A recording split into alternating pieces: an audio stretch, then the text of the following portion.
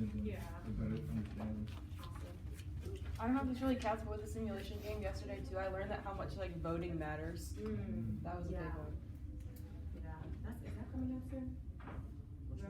Is it this year? The Democrat primaries. Gotcha.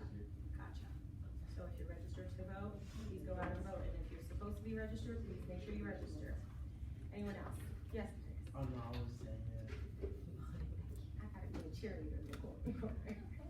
Yes, Sarah? So I learned that your strengths can also be weaknesses. One of my strengths was the deliberative, and basically like I take a long time with decision makings, and sometimes like that's a good thing because of like I'm very careful with what I do. But and that's my balcony. But my basement is sometimes like I may overthink or maybe take too long to decide, and people want me to decide now. So Right, especially being an RA, a lot of crisis situations, you gotta think on your feet, right? Yeah, quick on that. And your name, please, so I can know. Mackenzie. And I learned how to research a topic and make sure that the facts are correct Right. instead of just taking things at face value. Yeah, how is that helpful in your role, and what's your role? Mascot coordinator. Okay. The example she used, which is pretty relevant to our team, is she, with all the flooding that's going on, Yeah.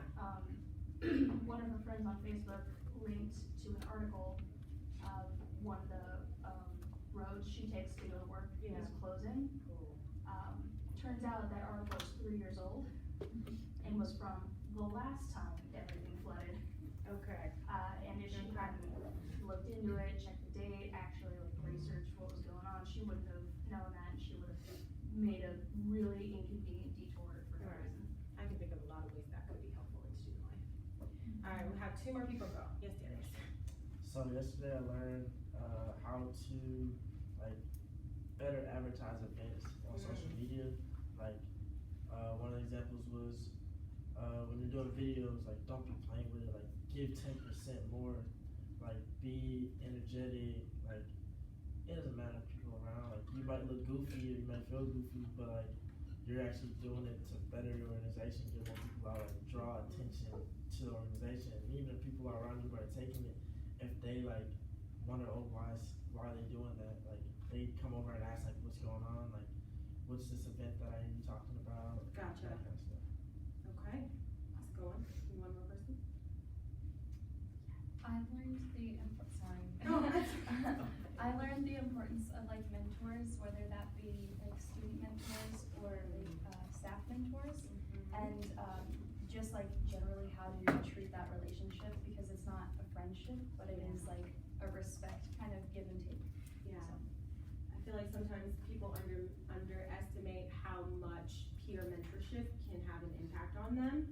I mean, even in my peer group, there's people that I look up to, and they may be the same age as me, but they've taught me so much. And I think it's important to realize that as you go ahead, whether as a professional or as a student, that sometimes there's a lot of value to be gained from your own group as well. All right? Awesome. Thank you so much for sharing. So, as we all know, we work in groups, and we work in groups again with our peers, and sometimes with faculty and staff as advisors and whatnot. And one of the things that naturally happens is conflict. Now, I personally have kind of watched myself develop in how I handle conflict situations. I'm not perfect. Boy, you yelling at me? I did not get much sleep last night, did you? I'm gonna say something like that.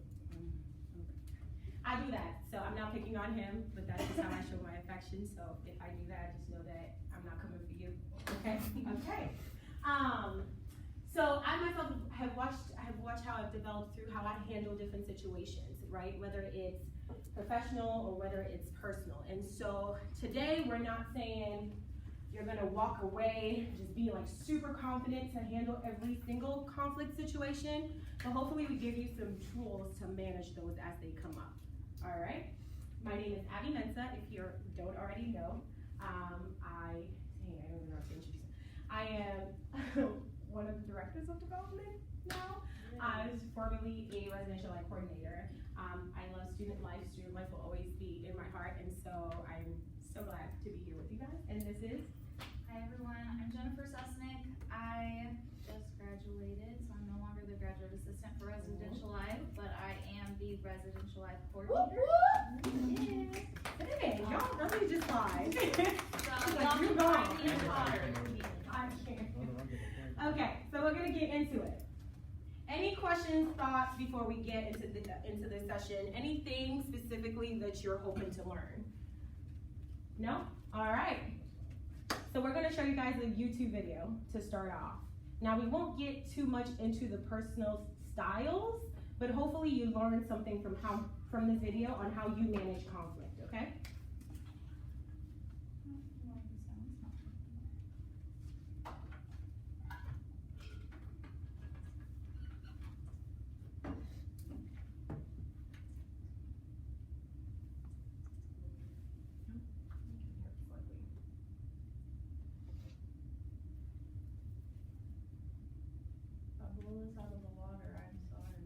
You may have to click and drag your sound icon to the corner bar. You can go.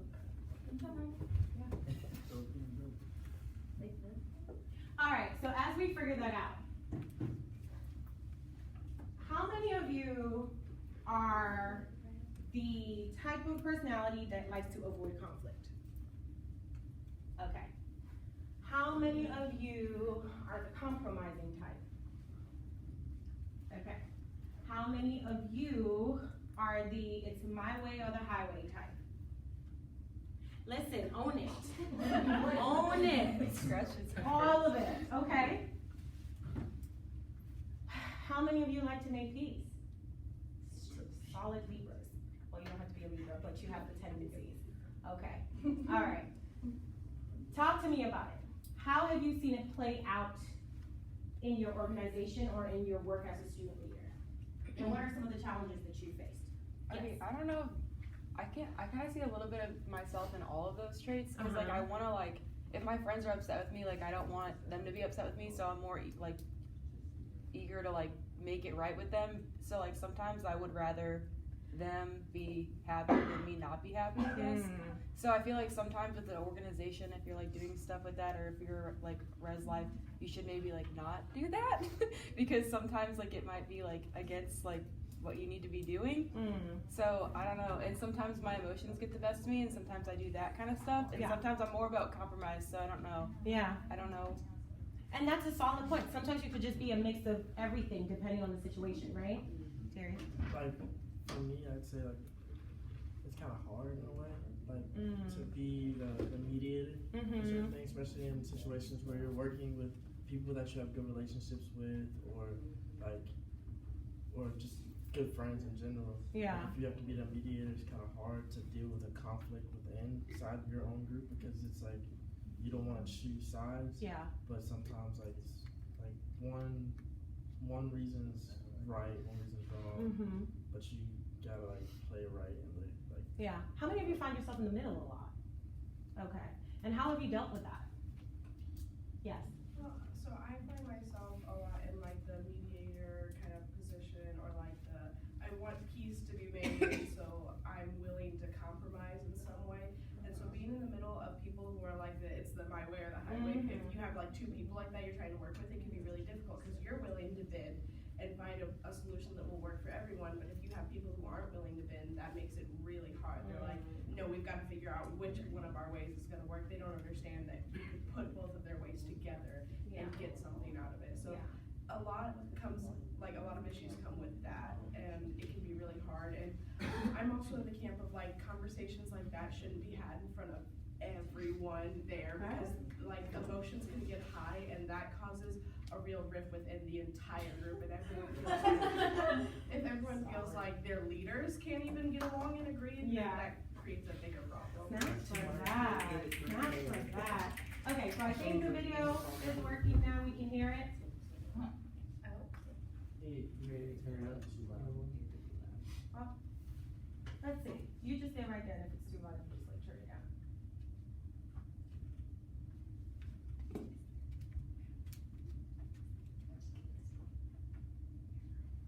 Can we put on the captions too?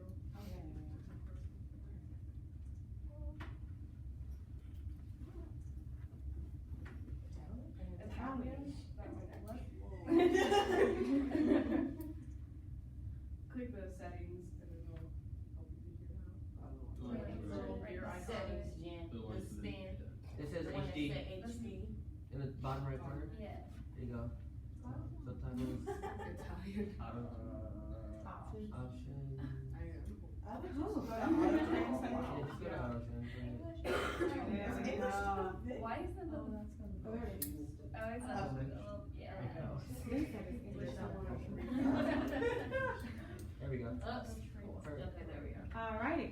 Oh, we're in it. Alright, so this is the avoider. I'll think about it tomorrow. Hey Jen, pause real quick. 'Cause, It's so funny. Well, okay, let's just keep it going, cause they can still read it. Damn technology.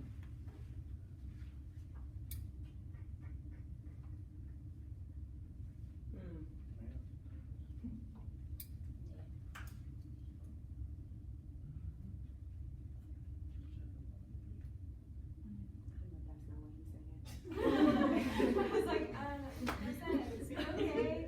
I love this. It's supposed to be not crazy. This is like welcome to my world.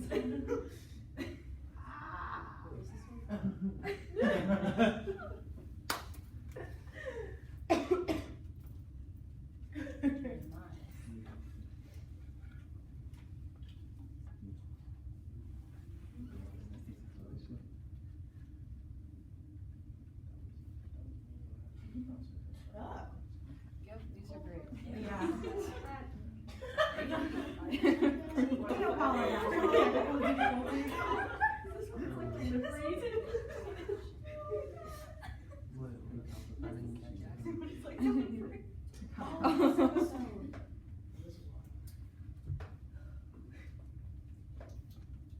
What we all hope to be. Music.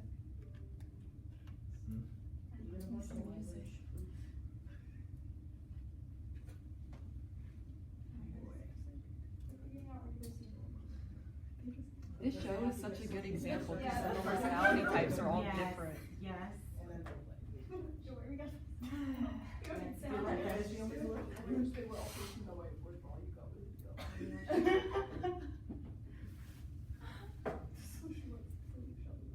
Okay, I think this is the last one.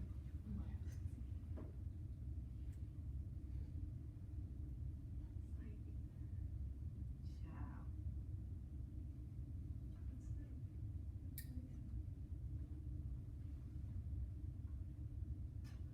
The subtitles just gave up. They tried their hardest.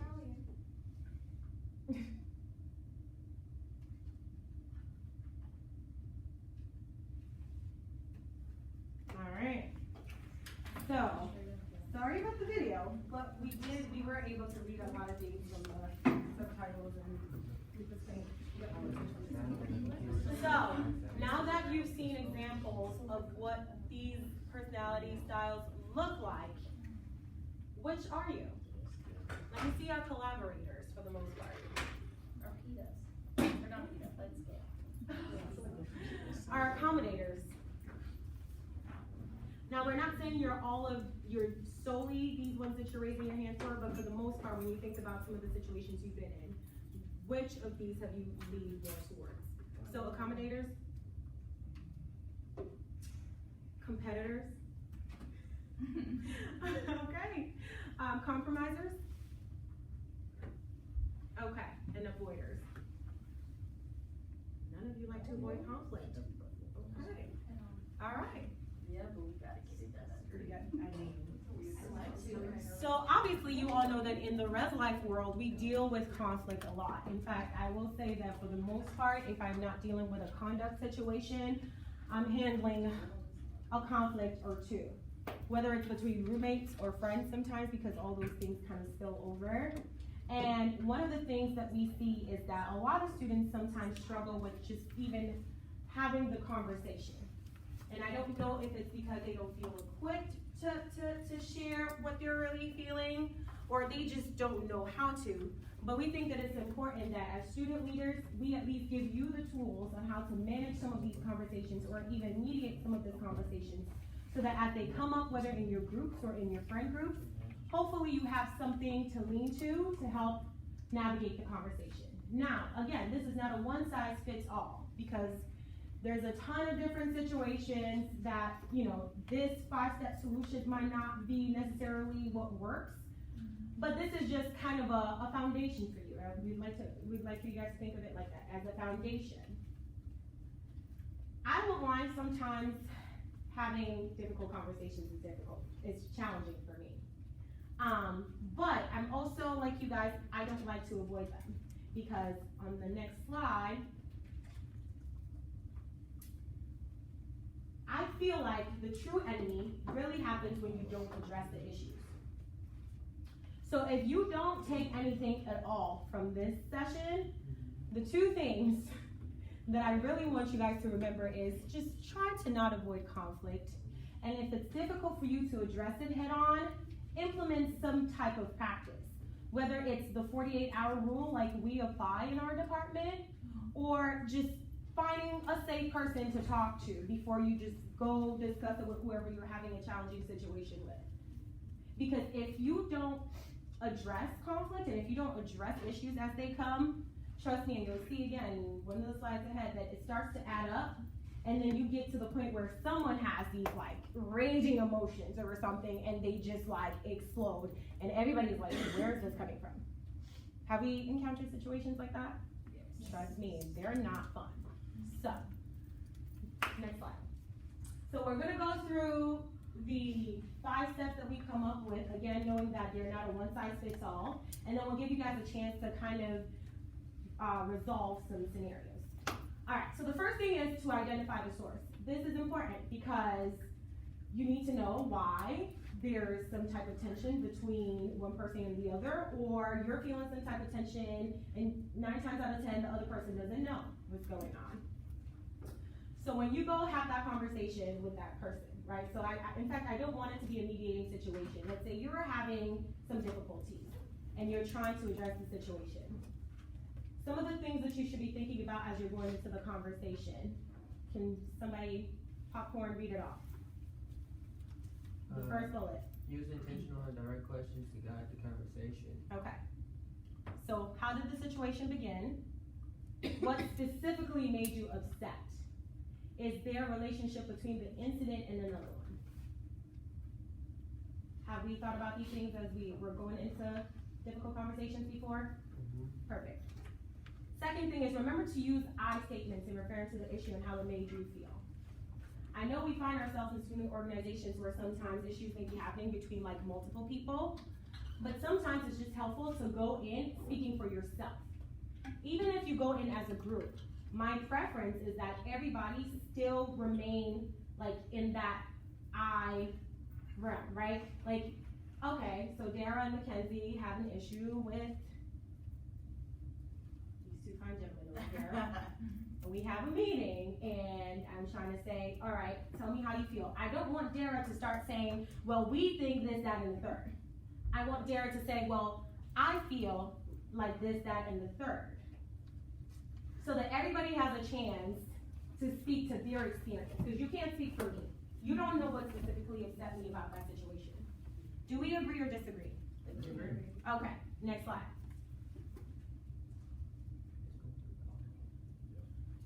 Again, sometimes it's not usually because of that one incident, especially if you're an avoider. Sometimes it's just like a small issue that triggers that big explosion because things have happened prior. Questions you definitely want to be thinking about when you're having this difficult conversation is, what do you really think happened here? Like, I'm upset with you. I know I blew up because you just didn't give me back my stapler, but this is why I'm really upset, right? How do I think the entire thing arose in the first place? So getting pretty redundant, but really thinking about the source of the issue and looking beyond that particular event. And then also expectations. Expectations is a really big thing. And I feel like sometimes people overlook that because we come from so many different backgrounds and we've been raised in so many different ways. So sometimes my expectation of Jen may not be her expectation of me just because of my experiences and where I'm coming from. And so when I don't share those things with Jen and she does something that goes against what I expect of her, I mean, I can't really get upset, but we do get upset, even though we haven't shared those expectations with people. What are some of those things that we usually expect of others that they're not even aware of? Respect. Respect, common courtesy, Compassion. communication, Compassion. compassion. Typical example in the red life setting. Well, my roommate just like comes in at like, what, 3 a.m. and turns on the TV and turns on the light and like really doesn't respect the fact that I'm sleeping. Well, where I'm from, it's normal and respectful to come in and be quiet because I'm sharing a room with someone. For others, maybe it's not the same thing. You never know if they just always have their own space and so they haven't yet adjusted to having another person in the room. My next question is, have you guys had a conversation about this? 9 times out of 10, it's no. I've just kept dealing with the situation and now I can't deal with it anymore, so give me a new roommate. And texting is not a conversation. No, it's not. Stay away from any form of group chat to iMessage confrontation because that doesn't resolve anything, and I know you guys know that. Okay? All right, so looking beyond the particular event. Next slide. So here's where we really get into the nitty-gritty and try to figure out how to move forward. So identifying how the situation could change. How can we make things better? How can we move forward? And then outlining what your expectations are of each other. Because like I said, 9 times out of 10, people don't know what you're expecting from them. So if you don't share it, you can't move forward. You continue to have issues with them. Go ahead. Yeah. And two, like, this is one thing that you all in your student orgs, right as you're getting started, Yes. make these expectations now, so then we can kind of get rid of these conflicts from ever arising in the first place. If you all are under the same understanding of what is expected of each of you in the org. So don't think you have to wait until the conflict is already happening to then set these expectations. Like, you should be setting those now and thinking about that while you're in this retreat. And we're not talking about the general expectations of an exec board or of your general board. We're talking about, okay, so here's my expectations of you as fellow leaders. If there is an event that we have and we planned and everybody has worked on, my expectation is that everybody shows up 30 minutes prior to the event to set up. And my other expectation is that everybody stays after to clean up. These are things that, don't wait till your first event to talk about these things. If you're an RA, we give you a chance to have your one-on-one meetings with your residents. We tell you guys to come up with rules for the room. This is where we want you to be intentional about the things that nobody ever talks about because they think they can figure it out on their own. Who's taking out the trash? Are we doing it every day or every other day, and who is doing it? If you're suite mates, who's cleaning the bathroom? Is this a shared responsibility? Who's buying the toilet paper so that one person doesn't feel like they're buying toilet paper all the time, and then midway through the semester, they're upset with every single person because they've just been buying toilet paper all semester long and they're tired of it. Darius, you have your hand up. I was gonna say, wouldn't a good example of this be like the roommate contracts? Yes. Perfect. This is where you also need to be an active listener. So when you're having these conversations, make sure everyone is engaged. Like, I'm talking full attention, look at the person who is speaking, nod your head to acknowledge, all of those nonverbal signs. Why? Because once you do that, it shows the entire room how important it is to be like outlining some of these things. Especially in a conflict situation. Everyone's heated, emotions are high, but if you truly think about the reason why you all come together and you all do this work, you understand that it's for a greater good and it's not just for you all, but it's for the students that you serve. So having that mentality as you go into having these difficult conversations, again, pointing out the need for greater cooperation and collaboration, because this is a service position. The reason why we're all here is because we want to see something happen on campus. We want to provide something to our students. And so we're going to be selfless and give our time to stay even when school is out to plan some amazing events for the school year. So why waste your time arguing instead of trying to get to a resolution so we can keep moving? Anything anyone wants to add here? Has that been difficult? Anyone want to speak to an experience where that has been challenging for them and what they did Yes. Yeah, I feel like this is really challenging, especially like when you're in the moment and like all those emotions are there. Yep. So I think that being able to talk about like what the expectations were from like both sides Yep. is important, as opposed to like try to fight your case. Yes. So the active listening comes in like really important. Yep. So. Yeah, and that emotion thing is a big part because, like I said, sometimes you can't address it in the moment. That's when you need to take a step back. We practice the 48-hour rule. Within 48 hours, if someone did something to you and you feel really offended, you either address it or you don't mention it at all. Because after 48 hours, I probably will remember what I did or what I said to you that was so offensive. Any other thoughts?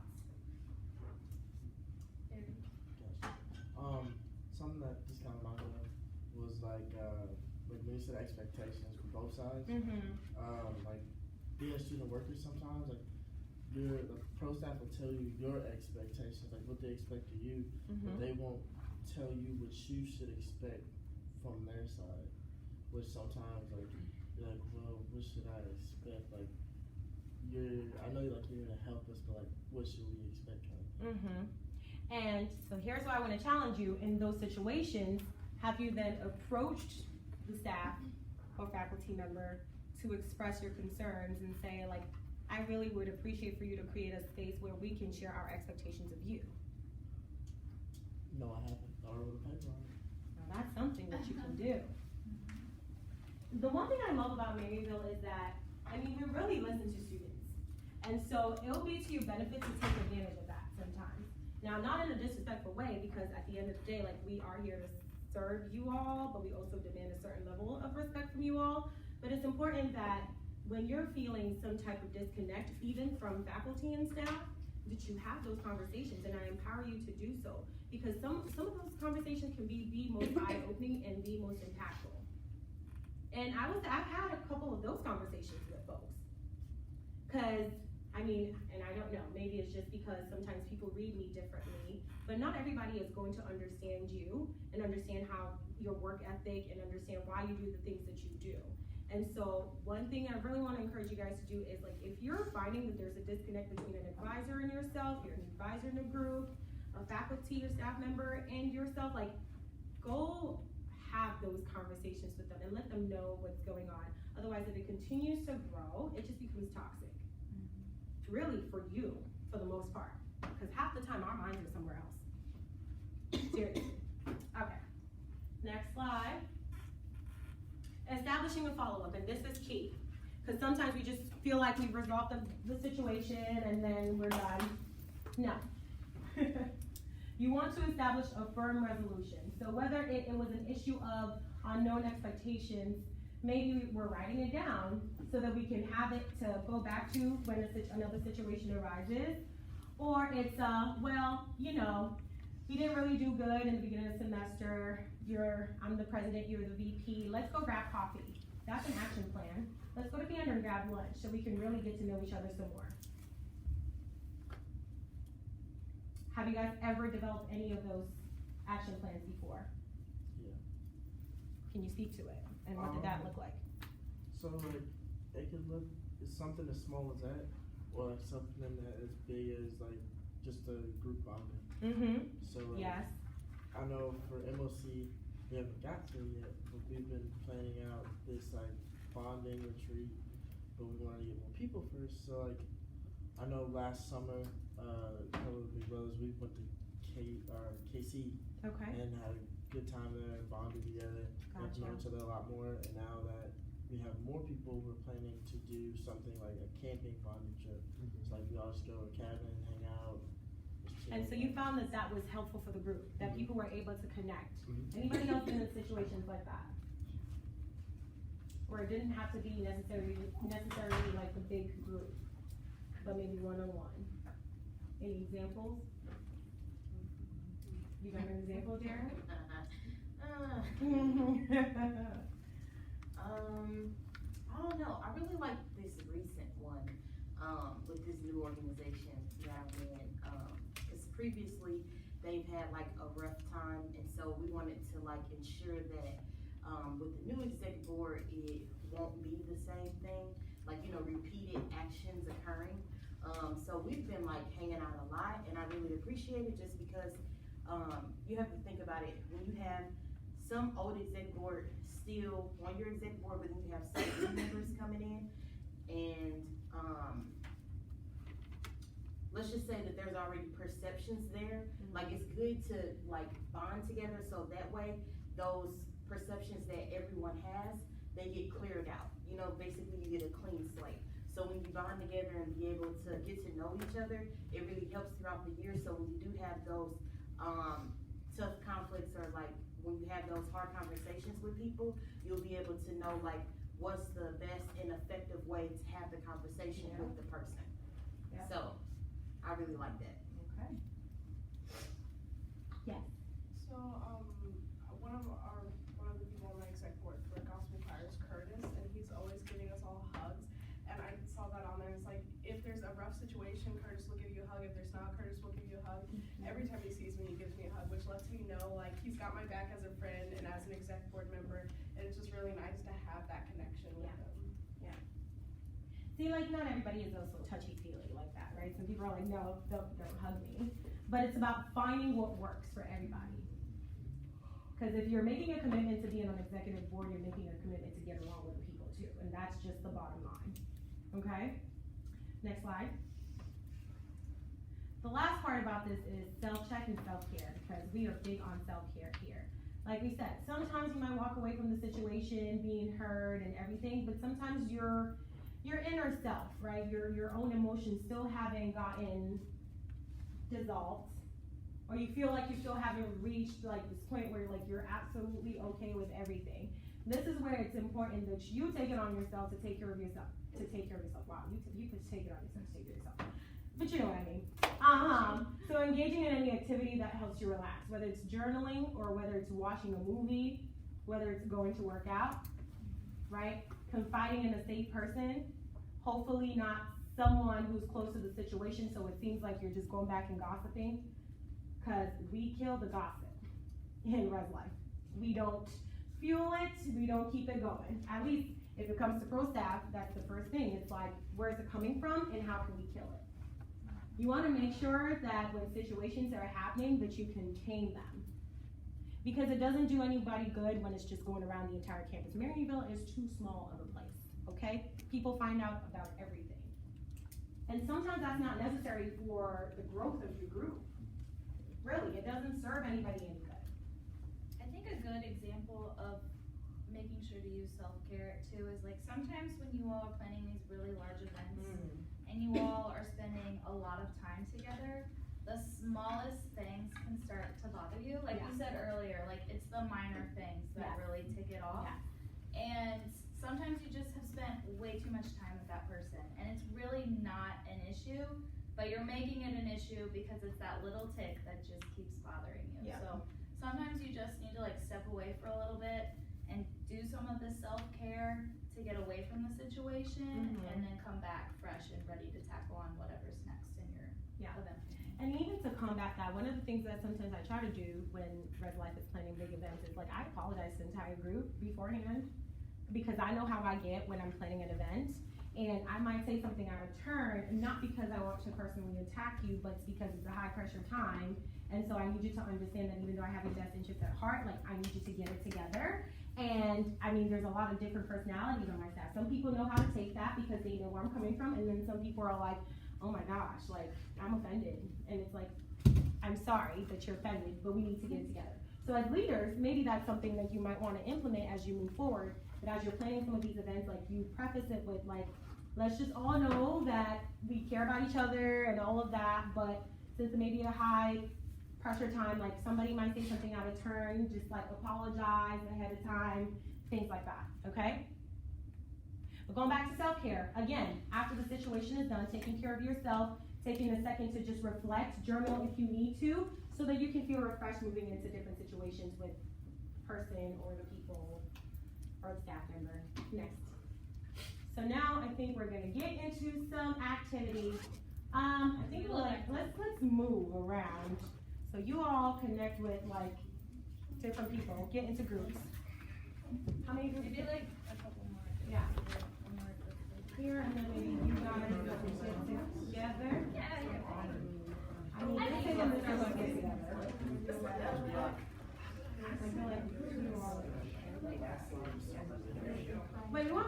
How many groups are we doing?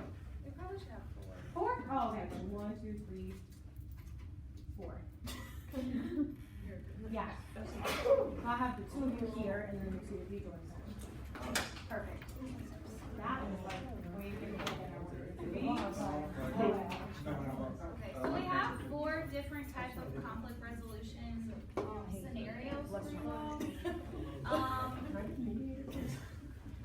We're gonna assign who's gonna be which scenario first, so you know like which ones to look at. You all will be group 1, scenario 1, scenario 2, scenario 3, and then you all appear in scenario 4. Ah, what did I just do? Okay. So scenario 1 is conflicts you would have with your advisor. So these are 2 types of scenarios. You can pick either or that you want to tackle. This first one says, it's the 3rd week of class. You're scheduled to meet with your advisor to discuss your upcoming event. Unfortunately, your advisor must cancel the meeting for the 3rd time since its original date. You're getting worried about getting all of your questions answered and are starting to think your advisor lacks the commitment to be present for your organization. What do you do? Or, at the beginning of the semester, you notice the commitment your advisor has is being present in the organization. Into the first month of classes, you notice that your advisor is suffocating the process of you planning your event, and in most cases, does most of the work themselves without informing you. What do you do? So you all get to pick one of those, and you'll be given some time to kind of like figure out the plan. So scenario 2, oh my gosh, what keeps happening? Wow, I wrote a lot. Why did I do this to myself? Okay, team 2. So conflict amongst peers and your team. Do you want to do 1 or 2? Then I'll just read that one out. We'll probably want to read them both and then decide from there. Pick 1 or 2. That's the one you'll do. What y'all wanna do? I think 2. the first one. 2. It's the 4th week of the semester, and thus far, Sally has only attended about half of the exec meetings. You would like to talk to her about it, but when she does attend the meeting, she arrives just as you are starting and promptly leaves before you catch her. What do you do? That's easy. That's why I picked drive. Well, let's add, when she's at the meeting also, she's very distracted and rolls her eyes when anybody says something is just nasty. I got it. I got it. Let's go. I'm done. Okay, scenario 3. Do you want 1 or 2? I'm getting tired of reading. I know. 2? Okay, you've been assigned a task by your supervisor. You decide to put in overtime to make the task of its highest quality. Your supervisor completely overlooks your hard work, even giving credit to the wrong person. I'm gonna veto that and say, I wanna see how you guys handle number 1. Oh, There's no right or wrong. okay. Feeling like the supervisor is always picking on you and has assigned responsibilities unfair. What do you do? And then, team 4. With another organization. So 2 organizations discover that you've been planning their biggest event of the year on the same night at the same time. Neither of you are willing to move your date or the time to accommodate the other. What do you do? Or you've decided to co-program with another organization. During the planning process, usually both groups are on the same page until you see the other organization taking all the responsibilities for the event. Even the task that you are doing organization is taking care of. What do you do? Like what organization? You said Who's your advisor?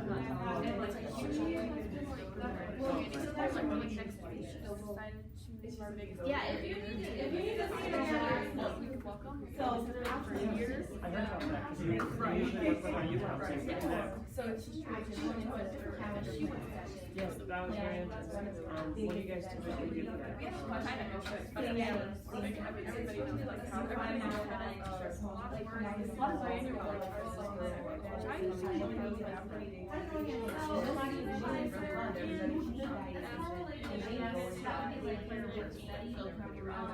That's a rough situation.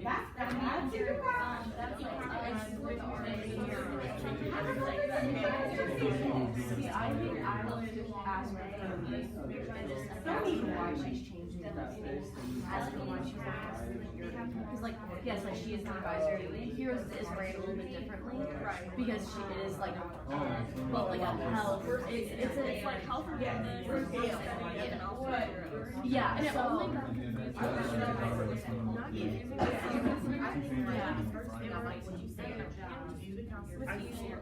I think she knew exactly. And I think something that's really important is like asking her what your expectations are from you, and then like tell her what you think your expectations are.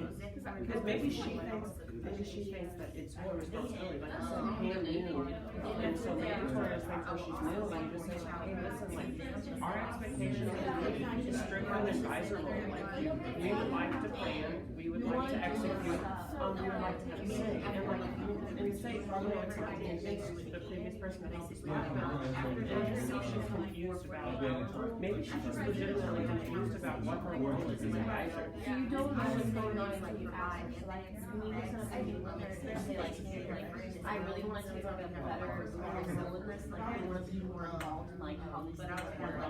And just say like I would actually love it like if I let you take your head on this. And like if she says, well, I would be excited, I would just want to jump start on it. Like expectations, like 12, and she's not really letting. So like okay, Pam was here. I was like, to it to be all the way up. Maybe the funding if I need it, or the advice is like I can't let me take control. Right, and maybe say to her like that's what I used to follow. So is that not what you do? I think it's ask for expectations, and now we're answering that question right now. And it's very important, and it's very important like to not go in and be very aggressive and assume. You know what I mean? Because sometimes like, if I would walk into the office, I would assume that she's just doing this because she like a power hungry struggle. You know what I mean? Like that would be my first assumption. So I would walk in and I sit there and but at the same time, ask first and then you can do that's why you just come in and say like in a general form, like, hey, what's your expectations about me as president? I know, like, you know what I mean? And then she'll lay that out there, and then you can kind of see where her thought process is, and then say, okay, so I think we should also discuss what my expectations are from you, and then like how I think I can carry out those expectations. You can say like, what do you expect her to do? And then have her number answer. And then you say, okay, I always thought that the expectation was X, Y, Z. So that was just like, just to confirm, like I expect this, my financial advisor. Don't say you, say my financial advisor. Because then it's going to hit her. Is it saying the advisor's role? Or you can also say that you're just confused. Yeah. Because she is and say, there was, I was like, okay, there was a little confusion because in the past, this is how we've done it. And this is what I expect. And this is what I expect. Yeah. That's not Have you guys like so your team, you have heard about this? Yeah, I did hear from Lexi, our UL chair, mention, well, failed to mention that best day ever would be a new route. Exactly. So that was not, when we went through our budget meeting, that was not in, her schedule. No, there's always a part of UL, and so I did, So it's not. right now, Lisa was on. She tried to make it during next fall.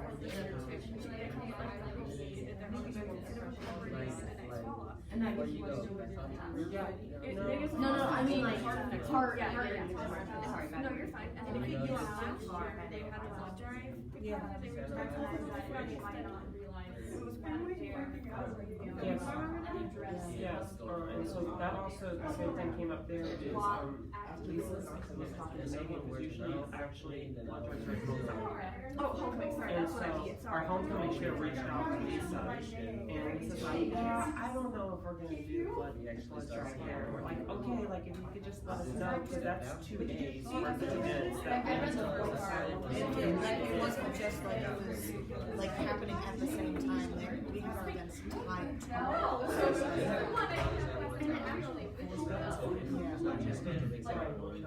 was totally fine with it, and I'm like, no. And that's because they were like, so I think it'd be important to like, go in and assume, and then say, okay, that's what we all said, and ask for expectations And and say, my little there's brother just a little stayed confusion that I just like to Her clear up. argument is always, well, I'm Like this happy, one. or like she knows what she Well, the don't say anything about like previous expectations, say just like, hey, I just want to clarify what you want from me going forward. Was she understand like a different college course before she came here, or was this like her first? So we're preparing ourselves as well as everyone else in the world. I think this was when you would come as a Yeah. She worked in a high school for a while, I knew that. And that's the thing, I think, because I'm trying to a lot of, I don't think she understands that like that's definitely not where our focus is. So tying it to an event, like it just makes it so that we're already in the it takes a long time to get people engaged with stuff like that. And I just don't think that's the way to build it up. Like I think you have to start with this conversation first before Remember what last year was the best day ever, but he was on a random day.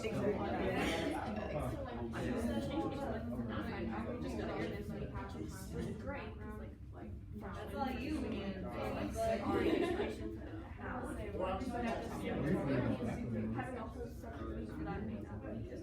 And people lose with rooms and receptions as well. You out over, I got First semester is really busy.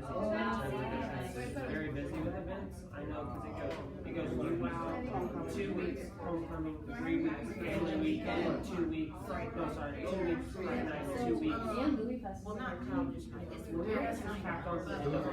Right, but still, like, it's like, they still like right after. Oh, yeah, 2 weeks. And basically 2 weeks and then. Oh, yeah, The only way to take over Heroes is just, Heroes is gonna get overlooked very quickly. At the same time, you are.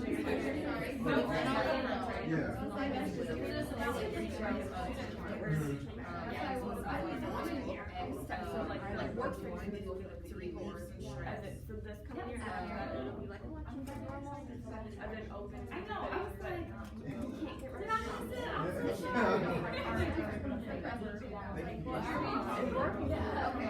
Okay, sharing time. I guess we're ready. You guys wanna go first? We wanna go backwards? They all Okay, so team 4, scenario 4, conflict with another org. You guys pick the first one. So tell us what you came up with. So we Make sure everybody's paying attention. so we decided like Guys, can we have your attention? Thank you. so we decided when like conflicting with another org, we would try to like compromise in the best situation possible. So like we were having our 2 biggest events of the year on the same day. We would try to, for one, you could do like move one event to earlier in the day, like have it like during the day, and then like if another event was like at night, we would do it like that. Okay. Or I know like another compromise, like an example was like I know like when Notorious was having like their spring concert, one of the things was like Cab asked about like T-Pain, or like they were trying to get like T-Pain to come. No, because they had them on the same night. But one of the things they said was like one of the compromise they could have did was like Notorious could have opened for T-Pain. Facts. Yeah, so that. I could have opened for T-Pain. What? Lovin has here. Okay, so Lovin is on the compromise. Now, who will be having these conversations? Presidents, like, yeah, presidents and then advisors also could be a part of it. Also your event coordinator. Yeah. Whoever on the executive board is maybe. Perfect. Thank you. 3?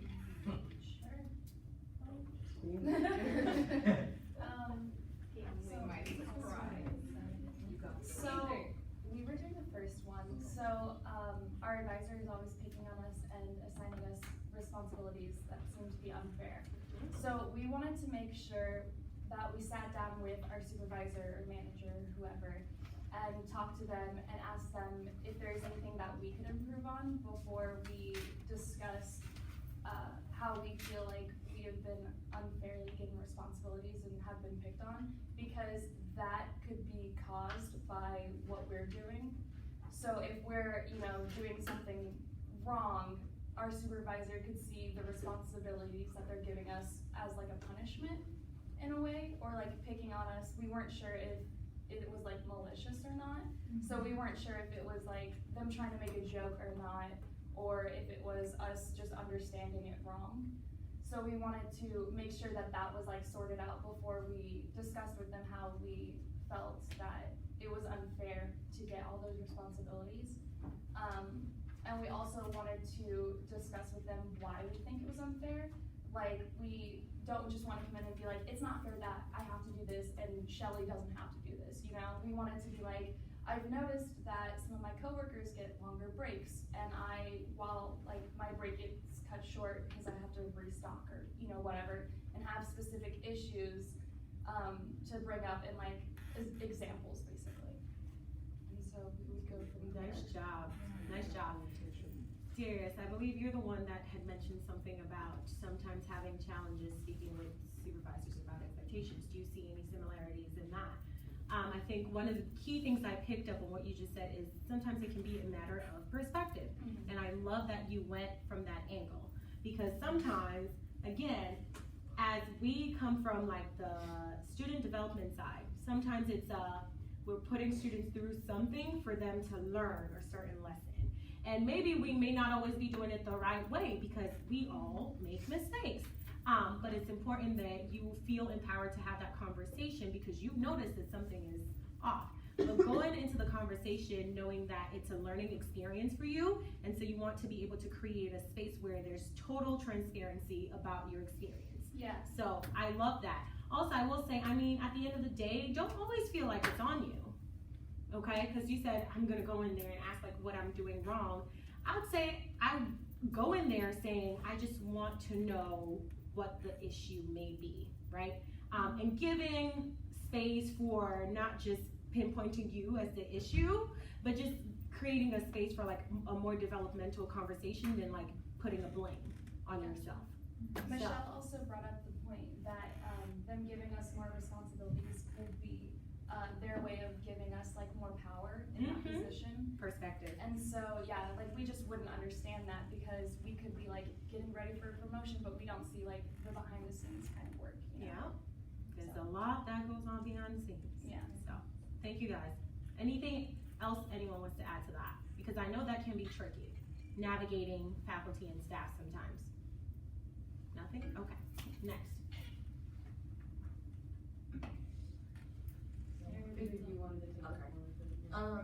So we had number 2, this is what we said.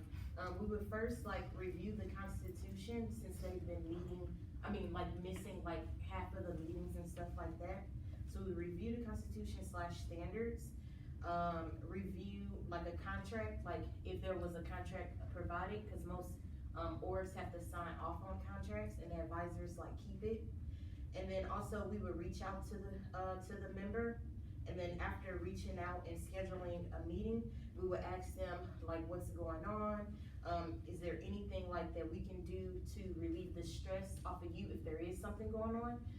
Just because of we're not sure like what predicament that they may be in. And then also we would ask them that if they need to, please delegate tasks to other members if they can't like take on the load. Just because like we're all a team. And we're supposed to be there for each other, and then we'll collectively like set an action plan together to move forward.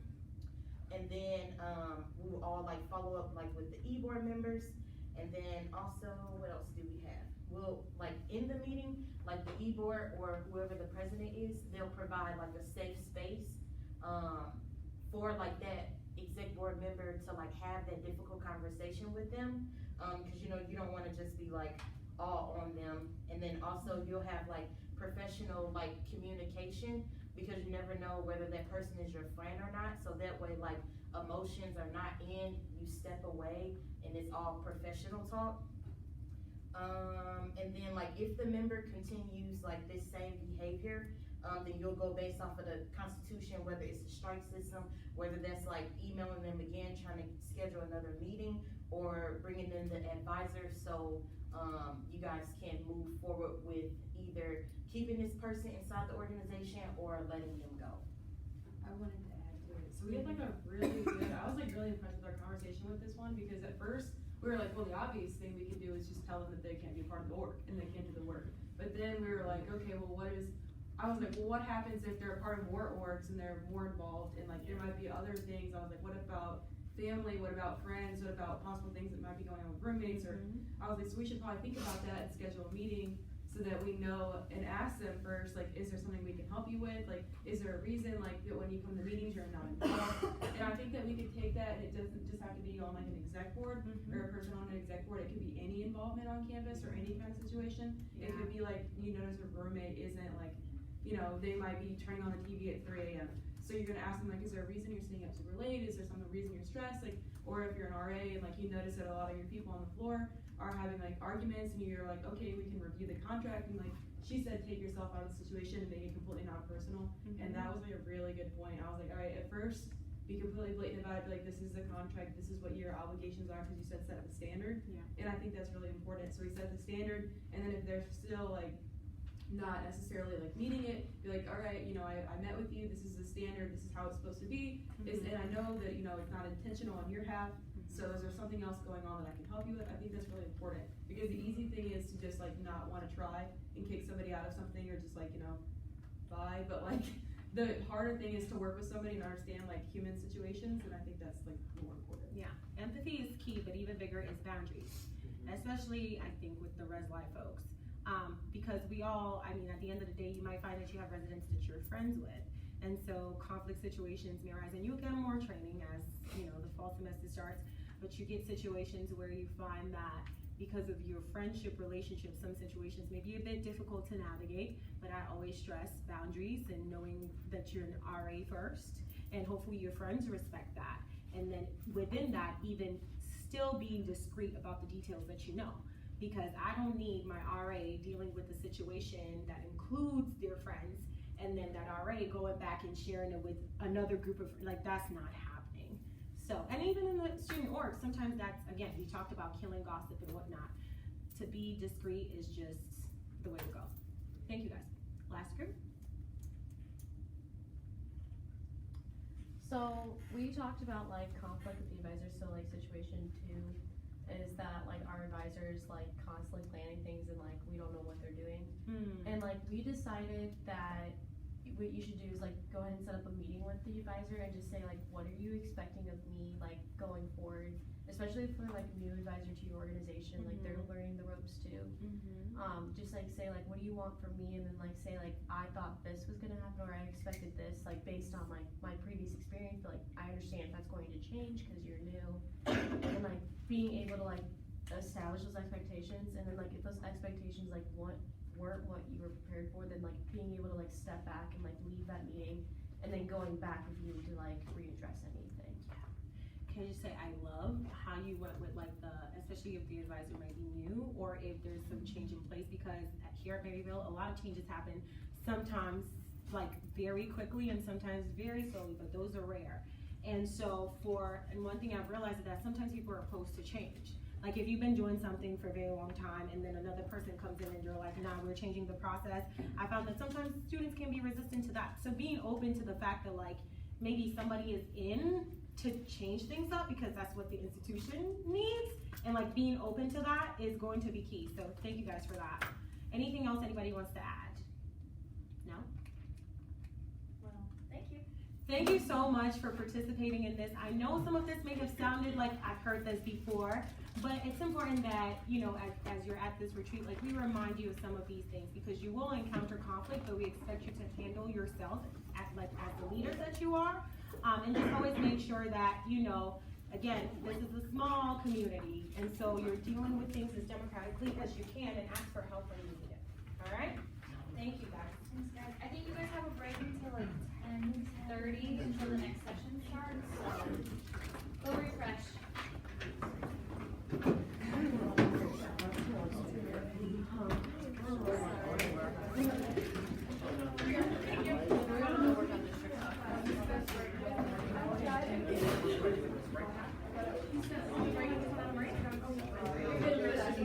Sorry. Not like and they filled all the slots? That's what I did.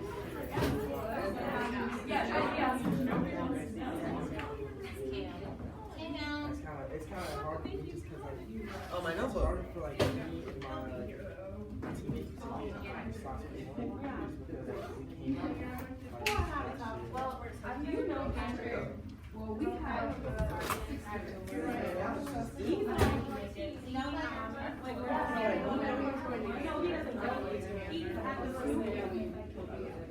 You know, coach, if you kill me. Here, wait a second. You're just abandoning me too. Just gone. it's okay, it's y'all wait. Go ahead, wait, Starbucks is still open? Oh, Wait till like 2 or something. go ahead, girl, I'll be right here. I can't even spell Patrick.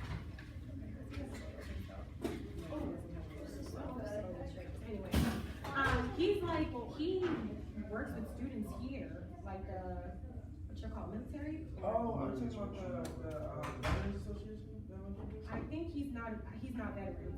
He's active still because he goes on those trips where they go into the woods and whatnot. Oh, FTX and stuff? Yeah, and he's like, every time he asks folks over here if they know me, they're like, yeah, Miss Abby, the one who's always in the gym. I'm like, really, y'all? Of all things that you could have said, you say the one that's always at the gym. Thank you very much.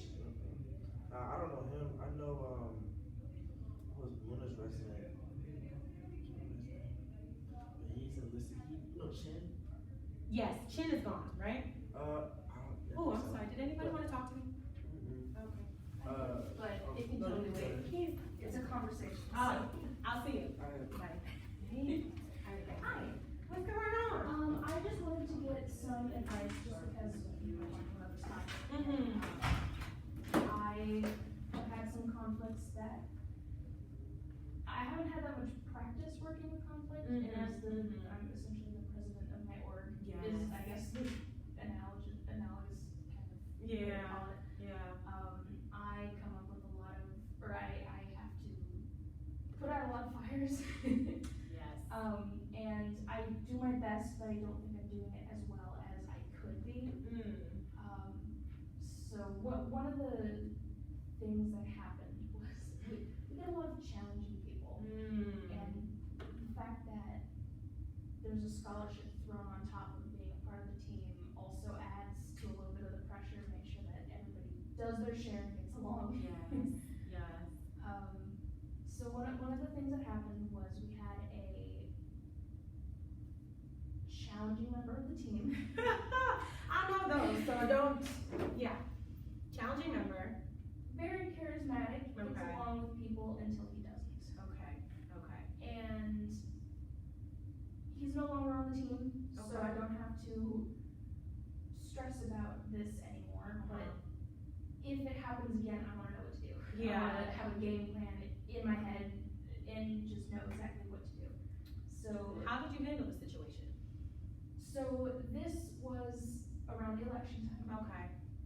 And we have 2 group chats, one with our faculty advisor and one without, and it's just because we do a lot of planning, we don't wanna That spam. happens. He knows about it, our advisor knows about it, we don't wanna spam Yeah. him with, all of our, hey, let's meet here. He put in the private group chat Yeah. a very opinionated statement, basically saying if you vote this way in this election, you are a bad person. Really? Yes. Okay. It upset a lot of people. Right. As expected. And I got a lot of text messages Yeah. from people in the organization like, hey, I don't even vote this way. But I am offended that he put that in the group chat. And some people who did vote that way saying, I'm offended that he put that in the group chat. Yeah. And in GroupMe, you can't delete other people's messages. So what I did was I responded to their text messages. I said, I will talk to him about this. Don't worry about it. I will make sure that this, at the very least, doesn't happen again.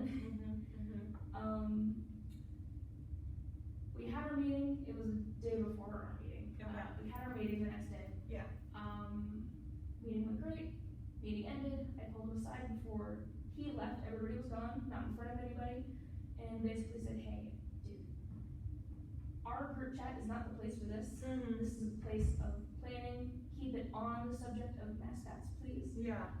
Did anybody respond in the group chat when he put that there? Nobody acknowledged his message. Okay, good. And I did respond, hey, please keep this on the topic of mascots, please. You did say that, because Yes. I was gonna ask you, Yeah. well then on the group chat, what did you do? Okay. And then basically pulled him aside and was like, hey, please, we wanna keep this on topic. You offended a few people. I did not name names. Yeah. And I want to make sure that, dude, this is a mascot. Yeah, This is not the place for politics. Keep that on Facebook, do that on your own Oh, profile. so we're talking like elections, like presidential elections? No, this was, What was the last big one where they had the ducks? is it like In the CSC, they were giving away the ducks. I don't know, I can't remember, but we're not talking Maryville campus elections, we're talking like governmental. Yes. Okay, and so he put like. Yes, his actual, like. Okay, I like- thought you meant like elections for leadership No, here. no. So, gotcha, and so he was putting his opinion. Like you have to be there. registered in the United States to vote kind of election. Okay, so then you took that and then it was essentially handled. I talked to him. Yeah. And he basically looked me in the eyes and said, no, I'm going to say what I want when I want to say it. Okay. There was a little back and forth, but nothing was accomplished. Okay.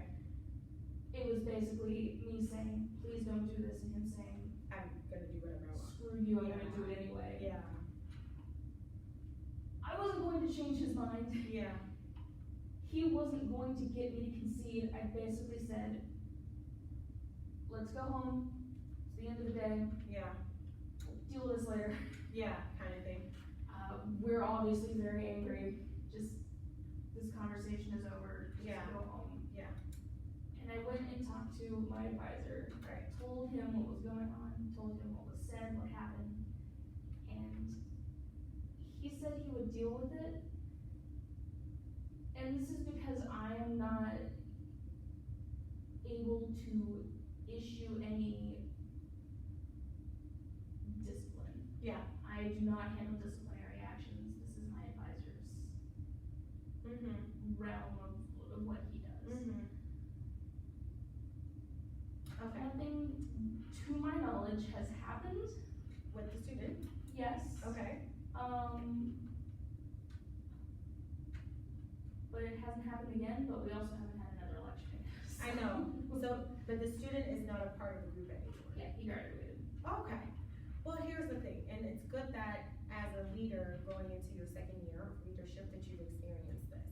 I think one thing that is nice in your position to do is that, as we talked about it, setting expectations in the beginning, because you've gone through something as specific as that, I say what prevents you from putting that down in writing as an expectation, that your communication platform is not a space for political expressions, you know, because people make the argument that freedom of speech, yeah, whatever, you can say what you want, but as long as you're in a part of this group, we can control our space and we can control what is said in our space. So, for example, with the RAs, we encourage them to create group meetings for their communities. If someone starts to say something offensive, we become very proactive in addressing it within the group meeting, saying, hello, this kind of talk is not permitted in this group meeting. If you want to share your own opinions, go ahead and do so, but not in this shared space where everybody has different points of view and different things that they feel about different, platforms. So I think great that you responded that way, but going in, I think it's important to sit down with your entire group and really have a real talk as a leader and say, here and there is what we've experienced before. Let's talk about expectations for ourselves. This is even besides the Constitution. We want to create a space that is inclusive and respectful of everybody. And so let's start going through some of the things that we've experienced and how we want to work through them, setting those expectations in the beginning. So that when it does happen, we can go back and say, listen, we talked about this in the beginning. We know it's voting time, but we've already established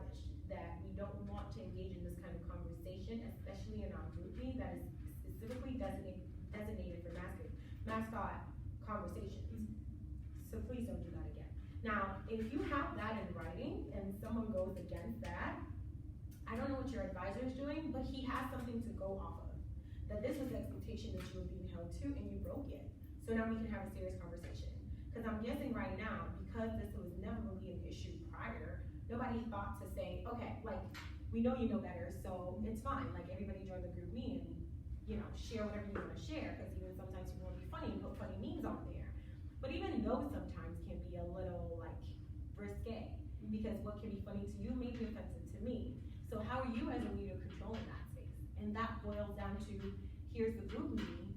I'm either going to sit down by yourself or with maybe your VP or whoever, come up with some rules, put it in the group meeting and say, here are our rules for this platform. Even though our advisor is not on here, this is what we're going to abide by. If you break it, we're gonna have a serious conversation and that might mean your ability to even be in the program. Of course, speaking with your advisor prior to saying something like that. But I think that would be the way to avoid it.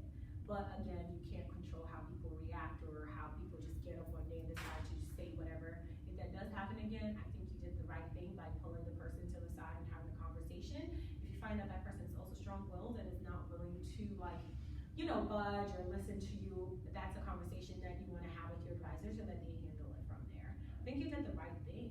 I would say don't get overwhelmed because it's very easy to, because everybody's looking to you to fix the situation. I mean, you're a human, you're also a student. Like, it's unfair to put all of that on your plate. Just know that you have support in your advisor, and I hope that that's what the advisor has made you feel. But if you feel like you don't want to handle a situation like this, I mean, I always say don't avoid conflict, but you also have people that can have these conversations too.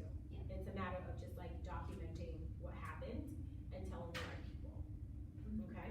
So one way to avoid it from the jump is either you coming up with some rules for your group chat that this can be said here, this can't be said here, put it there, everybody to acknowledge, or you can be more inclusive and sit down with the entire group and say, like, let's just have some real talk about some of these things that have happened. And I'm pretty sure others minute things occurred. But creating a space where you guys can just talk about it as a team and come up with the rules together, it creates buy-in. And so people like adhere to those rules because they feel like they were part of coming up with it. So sometimes you just have to be an authoritarian or dictatorial leader sometimes. Like, I mean, as staff members, sometimes we have to do that because if we leave it to students, then we'll go back and forth for like days. So sometimes you just have to do it. But in this case, I'm thinking if everybody's as passionate about it, because also there's scholarship to it, like they should be willing to like sit down and be adults for like the hour or two that you guys get together and come up with like expectations of each other. Yeah. You got this. And the fact that you're even thinking about it now, it says a lot. Like you'll be fine. You got this. Just feel empowered and know that you do have a voice and use it, especially with your team members, because sometimes it can be challenging. I do have another one. Go ahead. You have to go there. No, I'm fine. I'm in here until we have another session talking about the same thing. So, awesome. Yeah. We just recently had a new member join. Can I grab my coffee? You Yeah, can keep talking. oh yeah. She does. Sorry, I'm trying to explain things as I explain things. Don't worry. You can give me real talk too, honestly, because also, I mean, I should have prefaced this with like, this is a conversation between you and I, so don't worry about this being shared anywhere. I mean, I'm glad that you want to like talk through these things because it's important. So,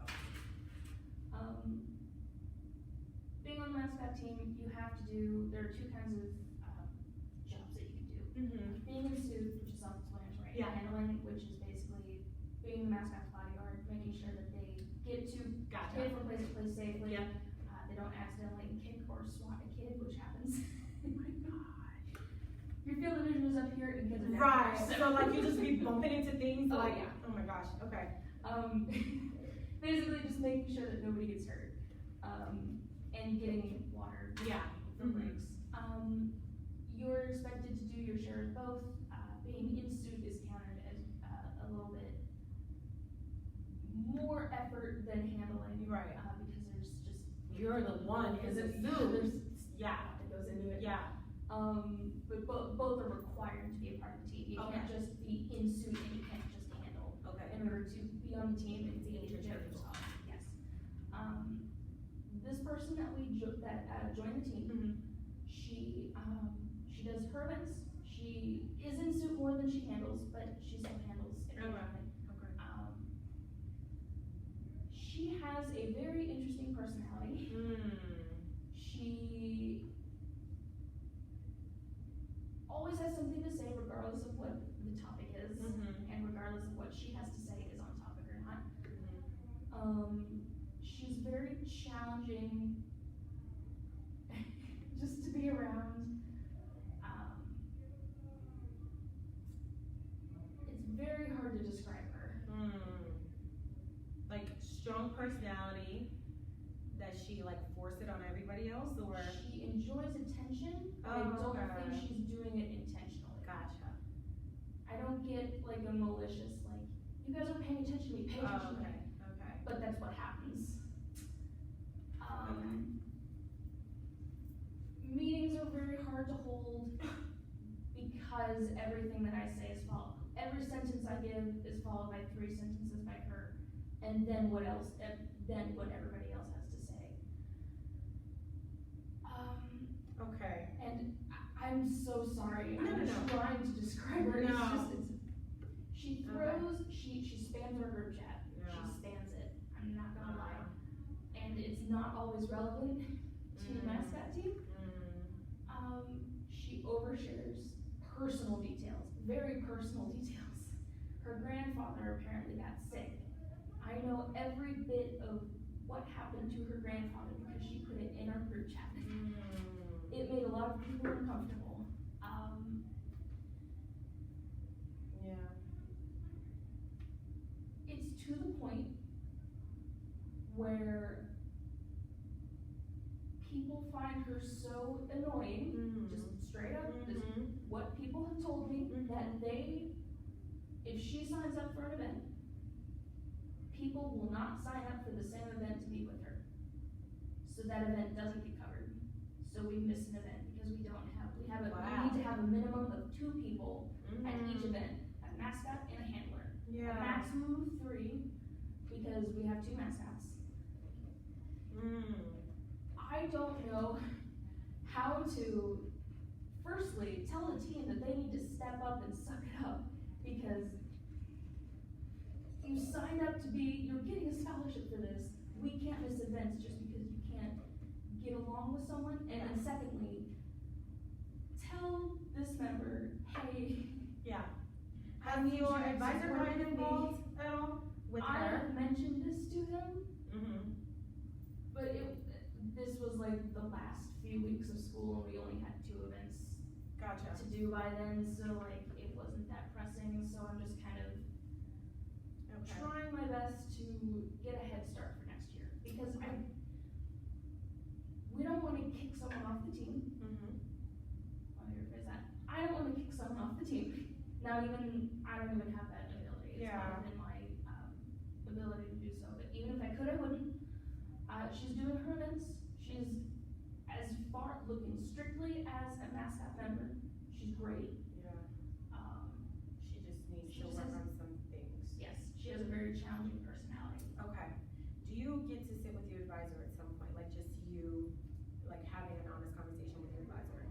I can set up a meeting with him, but the problem is, it's Peter. Peter's our advisor. Okay. And I think he's not going to be in charge of the mascots anymore. So you don't know who your advisor is going to be? Yeah. Just yet. Okay. There's just a lot of Is changes. this girl here at the leadership retreat also No. that you can? Okay. We only have 2 members on the team here for the team. There are other mascots. Come on in, y'all. Kate are here, but they're not here for the mascots. Okay. What time does our session start? 10:30. Okay, is it 10:30? 2 minutes.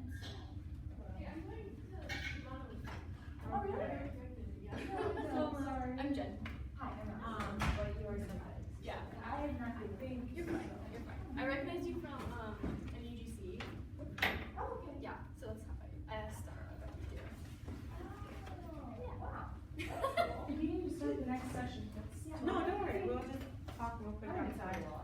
you're fine, yeah, I know. We were just talking about like, why are the classes up, like the syllabus is on, how do we know when classes are gonna happen? We didn't get it last time until the week before, Okay. which is very stressful.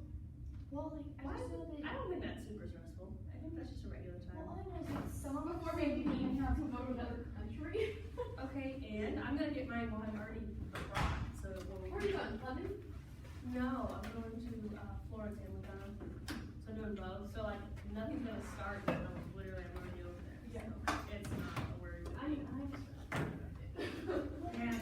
I like to do things in advance. And like, when I signed up for it, they were like, it'll start like 4 weeks before, and it starts like 2 weeks before.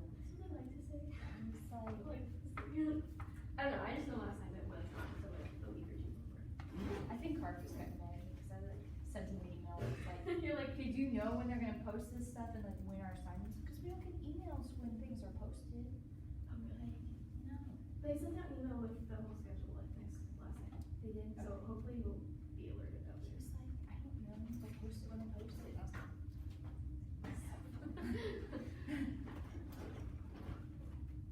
you told us we could contact you and you wouldn't tell us the question was stupid, but. I mean, technically he did it, but. His reaction said so.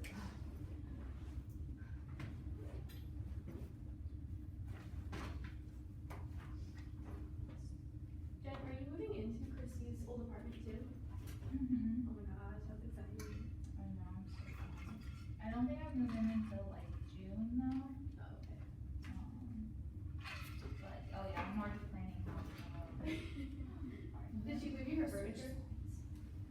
Yeah, so like those places come furnished. So like the university like furnishes them. Okay. But like I'm obviously I'm gonna bring some of them. Mm-hmm. You look tired. I'm trying not to look tired. I'm sorry, never mind, you look very energetic. It's No, don't just, worry. it's a time, you know, start of the summer, you just gotta work through it. Maybe it'll slow down, like, as the, As soon as this retreat is over, yes, it'll slow down a lot. but then you're still not over, so we're done. I won't have such late nights though, so that'll be nice. We're going on like 12-hour days. This. Hello. Okay. Hey, everybody. Hey. Hi. How's the resolution? Did you see my message? But Are you gonna have a Which meeting one is tonight? the names? I don't know. No, it's stuck up a little bit. It's really cool. Oh, okay, great. No. Jen, I love you. I told my mentor, I was like, I'm gonna do yours. And then that's when they told me, like, well, listen, this is like 1, 2, 3.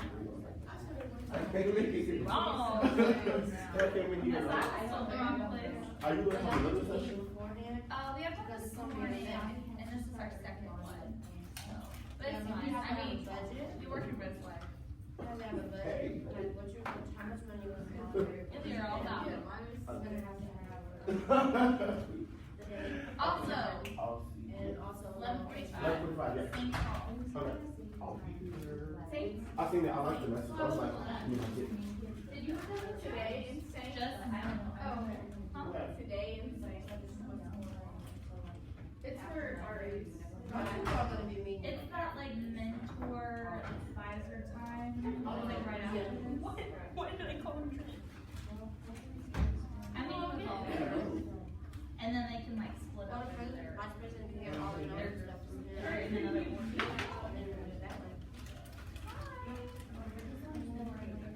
Are we going full time? Most likely, yes. I think the last one got out like maybe 15 minutes early. Oh, no, sorry, I meant the advisor time. Oh, no. We'll go for like 15 minutes.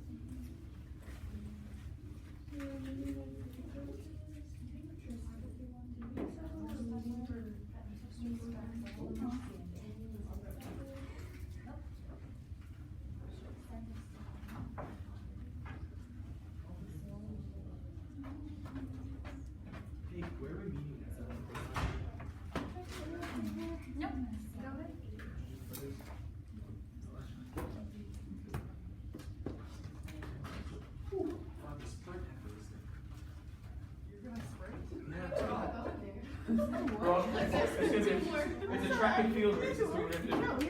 We're all sprinting. It's a race to the same song, but we can resolve that conflict. We're doing the same? Yeah, it's all lunch.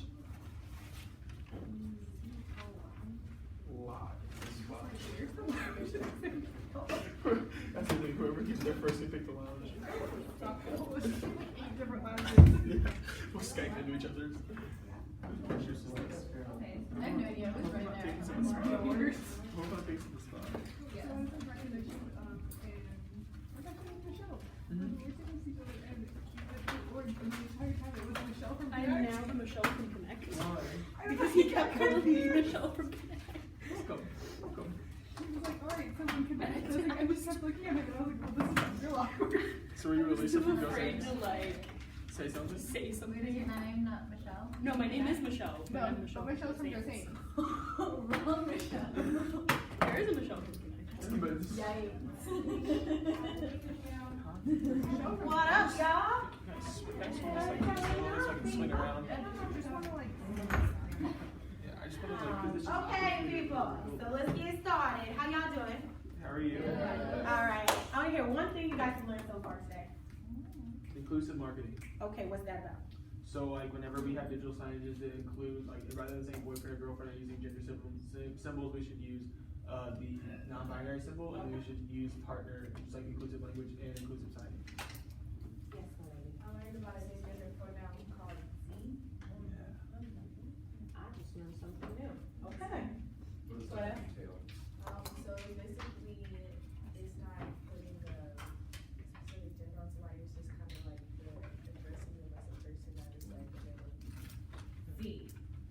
Z. So- Z. So it's Would like that be like Z, short for like the they them? it's like Z, No, it's zers, like and Z. Zs. No, they them there is a different. Z? It's like Z, zers, So and like Zs. Z went to the bathroom. Yes. It kind of means the same thing, but like, Yes. Yeah. Yes, sir. Tristan. I learned that just because if your exec board is one ethnic group does not mean you're not diverse, because you all come from different backgrounds and have different stories. So diversity could mean a lot of things. Yes. We, in the one right there, we learned about our leading philosophy, so we like made a whole philosophy on how we lead. Yes. Did you guys come up with individual philosophies? Yes. We chose like words that we think describe our leading traits, and then we included. What word did you use? Can you tell us one? Oh, I used a lot. One of them was motivation, and they were like collaborative efforts and all that. Awesome. Okay, thank you guys so much for sharing. So in here, we talk about the more personal, sometimes difficult issue of conflict management. Hopefully you learn a thing or two. I mean, I feel like a lot of the stuff you've seen around already, but as we're here at the retreat and we're, getting to know each other and whatnot, sometimes it's important to reiterate some of these things. Whether you're in Red Life or you're here doing student org work, things come up. And so how do you democratically or just effectively and efficiently handle some of these situations that may be a little difficult for some of us to handle? Maybe based on personality or just based on the situation itself. Okay, so we're gonna get into it. My name is Abby Mensa, if you do not already know. And this is, okay. So this is gonna be interactive. We're trying to be as informal as possible. Hopping in with like experiences that you've had, questions that you may have. So yeah, let's let it roll. Did we figure out the whole video thing? Guys know Hunger Games team. Let's try again with it. We do have a video that talks about different personal styles of handling conflict. So just based off the words on there, collaborator, accommodator, competitor, compromiser, avoider. Knowing that in different situations, you might be either all of them, or like two of them, or one of them. For the most part, how many of you find yourselves to be competitors in a situation, in a conflict situation? It's your way or the highway? 3, okay. How many of you find yourselves to be accommodators? You accommodate everyone else's needs because you feel like that's how the situation is going to end. Okay. How many of you are avoiders? Okay.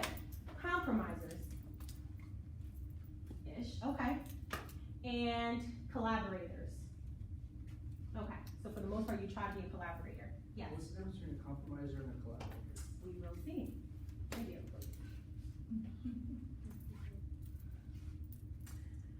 So we tried this video, the sound wasn't working. We do have subtitles, but they're not that great. So no. Let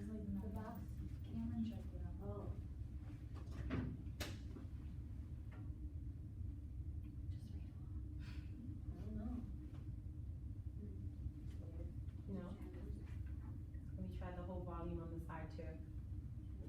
Is the computer volume on? Is it running? Okay. We'll be able to read. Yeah, ignore those subtitles because they're not. It's like, that doesn't matter. So the lawyer says, I don't know him, when he really does, he was running the entire situation. It's like different. I'm selling music on Competing, the fight isn't over until I win, so it's my way or the highway.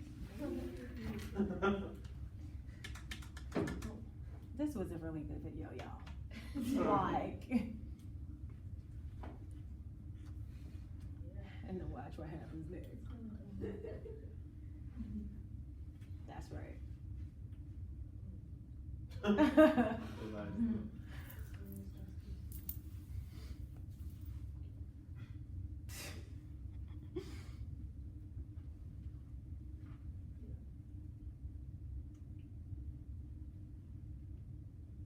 You win some, you lose some. Oh man, this was so funny. It was fun. Come on.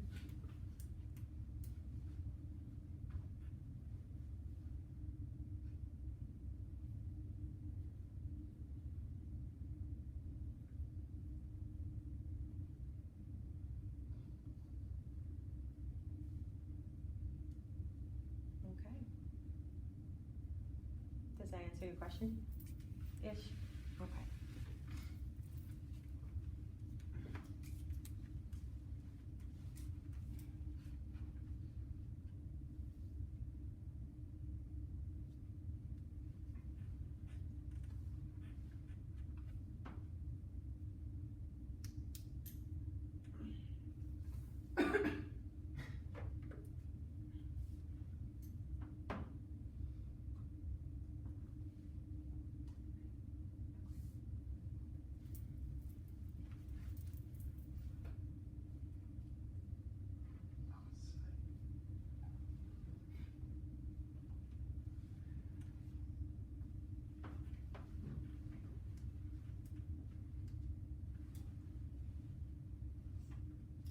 Sorry, y'all, for the technical difficulties. We tried. So this one just bends over, just to accommodate what, which one are you? So based off what we just saw, unfortunately we didn't hear, can you talk about different situations where you implemented any of these? Collaborator, accommodator. We wanna hear from you, we want some real life experiences. Yes.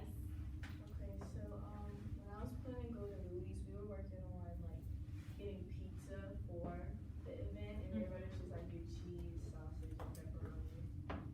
And I was like, well, maybe people that like don't eat meat or just don't like plain old cheese. So I was like, we should get veggie pizza. And there was a whole debate about that because they was like, oh, it's gonna be more money and it's gonna take up the budget. And I was like, no, we're gonna get veggie pizza. So I guess I could be like an accommodator and Well, what did you end up getting? we ended up getting veggie pizza, Okay. sausage, pepperoni, and cheese. So we got all the different types of pizzas. Okay. So, So in that sense, what were you being, a collaborator? Or was it your way or the highway? Were you the only person advocating for veggie pizza? Okay, so it was your way or the highway kind of thing. Okay. But I feel like in that sense, it did work because you were being inclusive of the different dietary needs, right? So it did serve a greater purpose. So sometimes your way or the highway isn't always a bad thing. I want us to like move away from that misconception, okay? Other scenarios, do we have any RAs in the room where you had to deal with like you had to mediate a conversation with different types of personalities? Jen. Okay, I dealt with a roommate conflict and they both had very different ideas of what they wanted to be done. And eventually we came to a compromise. Okay. Kind of accommodation, but it was kind of accommodation, compromise, and collaboration. Okay. We did all of them, so. Okay. So I had a suite mate conflict, and it was like one of the rooms had like an athlete or athletes, and like they listen to music like to wake them up before practices, and like after like their practices at night, like they just wanted to be able to like have their own like decompress time, like wake up time, and their suite mates were like really hard studiers and like tried to get as much sleep as possible because they also like worked, and so like the two didn't like mesh very well, and so I had to like meet with them both, and I was like, we can come up with like a schedule for like when like it's acceptable to play music, and like we can hash that out, and we can like have an open conversation about what makes us comfortable and not comfortable in our space. Okay. All right. So, from hearing from all the examples that you've given, again, it's usually a blend of everything, right? Depending on the situation.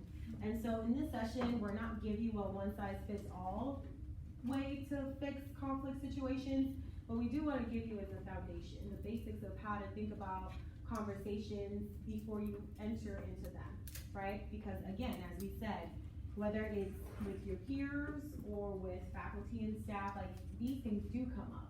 And so hopefully as you're going into the next year, you feel a little bit more comfortable handling some of these conversations. All right? Awesome. So 5 steps, again, no one size fits all, but here are some of the basic things that we feel like you need to keep in mind as you're preparing for difficult conversations. Jen, anything you want to add to this? No? Okay, perfect. So let's get into the 5. Before we do get into the 5 though, I feel like honestly, the true enemy is when you don't address conflict, and who can agree with that? To be an avoider, sometimes it's based off of your personality, right? Like I raise my hand as an avoider because I hate conflict.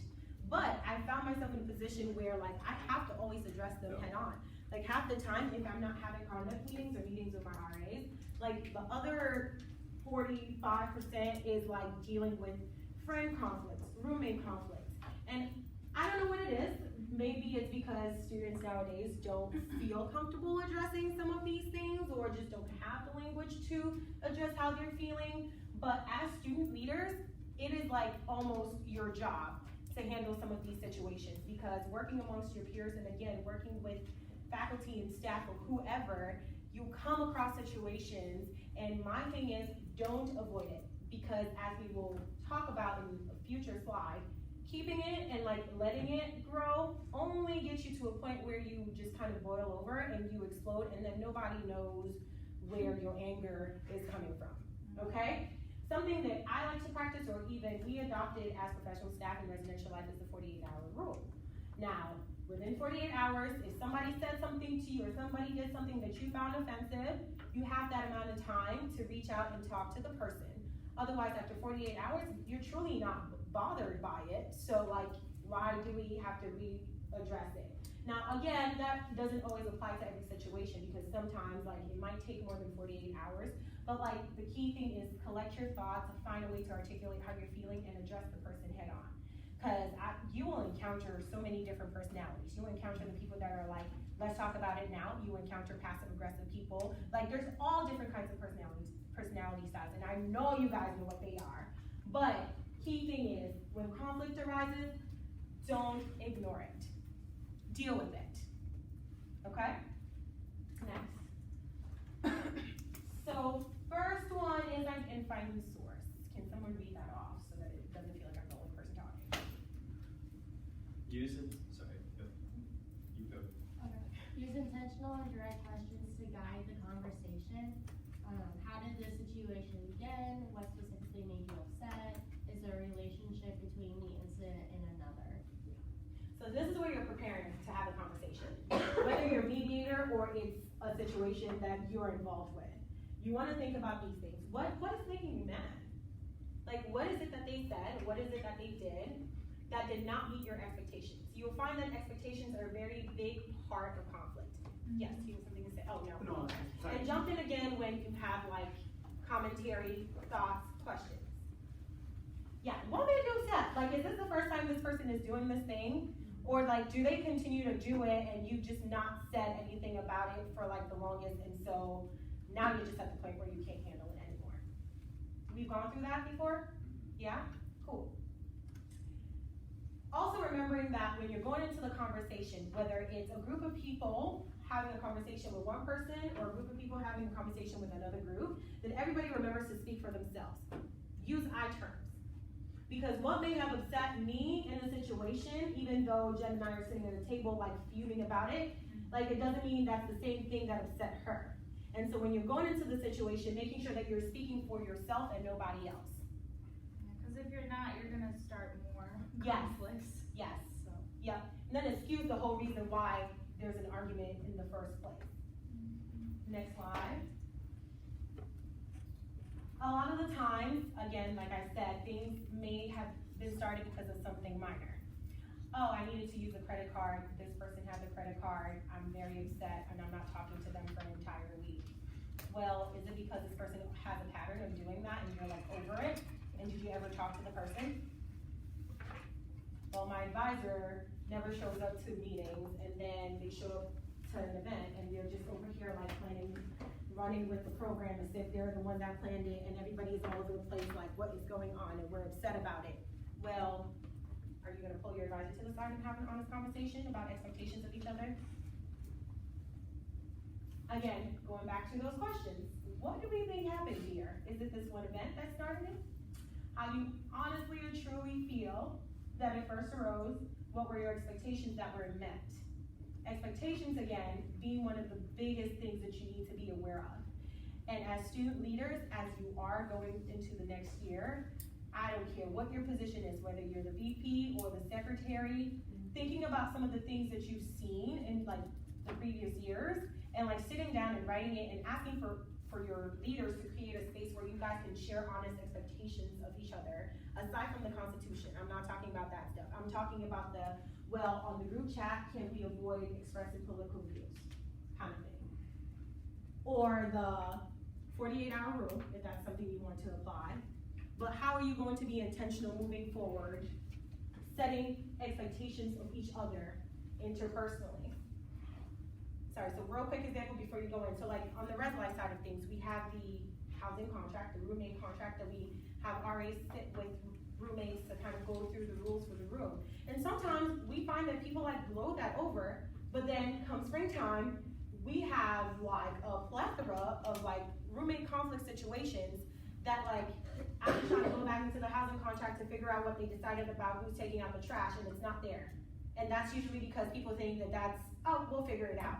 No, I need to know who you all is deciding to take out the trash on Tuesday, who's taking out the trash on Thursday, or if it's every day. Yes, go ahead.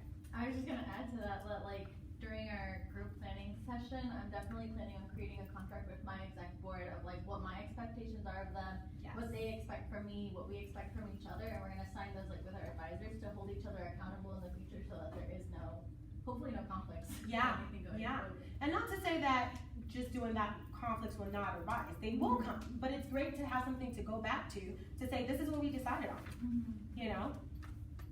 Any other additions? I think that like expectations can change, and so like being clear about it when things arise, like Yeah. so like say like the scope of something changes, and then like it something matters more to you or a group of people, then like being able to have discourse about that and like be upfront with how the expectations would change with that individual or with that group. Right. Goes back to like even creating a space where people can even share like things are changing, so maybe we need to adjust a thing or two. Because even from the professional standpoint, like we work in a university where things are changing all the time. We can't sit there and whine about it. We have to adapt and adjust. And so you're completely right, like creating a space where you can change things based on the environment or whatever is going on, the scope of whatever is going on. Next slide. So here's where we get into actually like having the conversation and figuring out how to move on. How can we make things better? creating those expectations to follow and knowing that that might be a live document if you're writing it down, creating room for change if need be, but also being an active listener. So whenever you're having that conversation, making sure that the person has your undivided attention with the head nods, with the like full body, like I'm looking at you, I hear you, I'm going to respect you and hope that what you're saying is for the greater good, because we are in the business of service. Like, you have dedicated your time to be here because you know that there's something that you can give back to the Maryville community. And so my question then becomes, why do you want to drag out this issue like that's essentially not going to serve any good, right? We're all here and we need for greater cooperation and collaboration, because that's the only way we can be successful at what we do.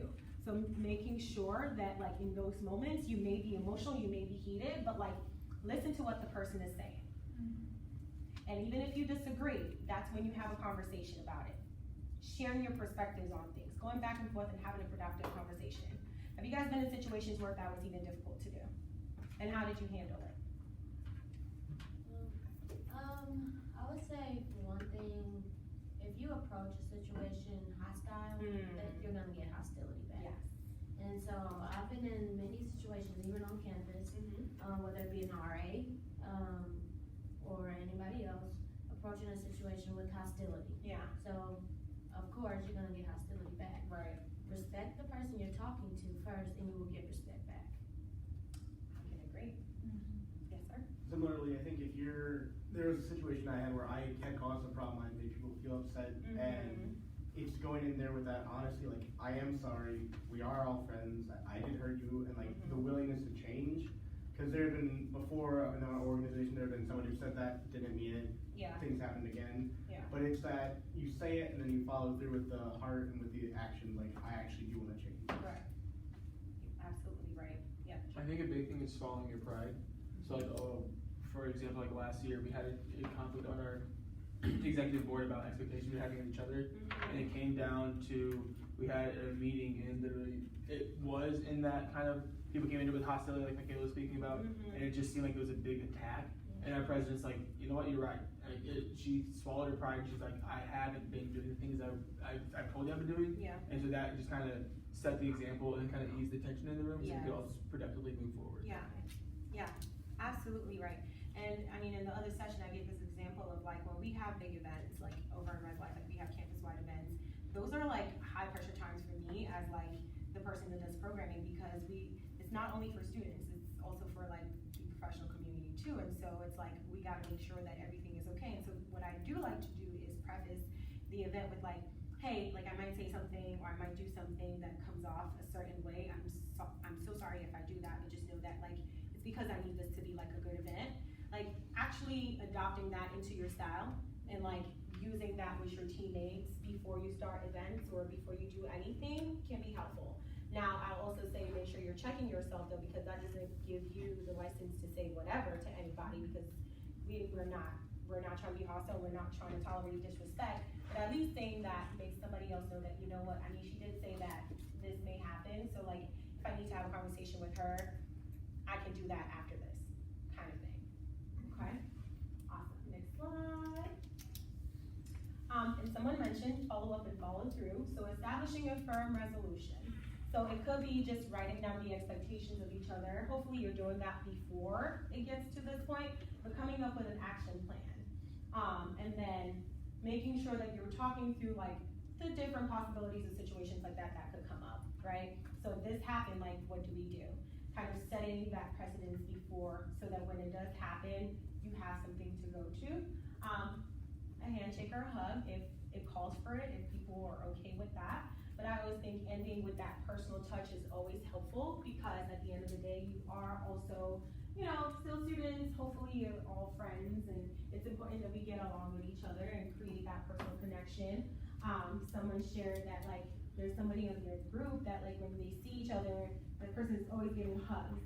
And that's someone they feel like if they have an issue with them, they could go sit down and talk to them, because like, he's so personal that it's like, I don't feel threatened going to him to talk to him about something.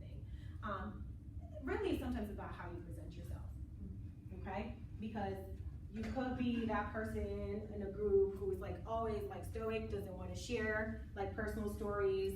I mean, and that's fine, but understand that we're in the business of working with people, and sometimes like you have to tap into that personal side of yourself just so people can connect with you. Otherwise, like, why are you doing this in the first place? Anyone beg to differ, or anyone have anything to add about that? No? Perfect. Next slide. Self-check and self-care. Big things. We want you to check in with yourself after you have some of those difficult conversations. Whether it's journaling how you're feeling after that, or confiding in a safe person, somebody that is totally removed from the situation, or just engage in an activity that helps you relax, whether it's like taking a walk or going out to eat or something, because sometimes I help people relax. Or, I mean, working out, whatever it is, like finding something to just like minimize the internal impact that anything may have caused. Because some people take things personally sometimes. Like, I'm one of those people. Like, if you're passionate about what you're doing, those moments are bound to happen.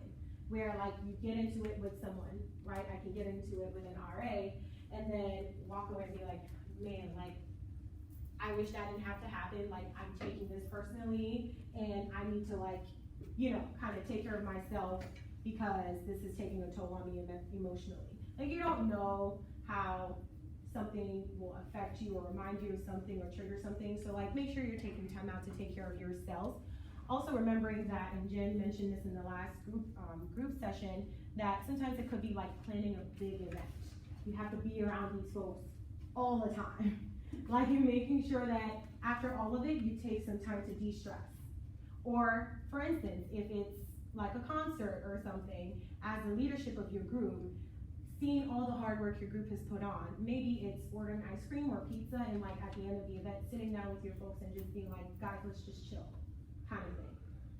So how are you intentional about like finding those opportunities for your groups to like de-stress, bond, and create those relationships that create a space where managing conflict isn't that difficult? Questions about this? Things that you've implemented before so that we can learn from them?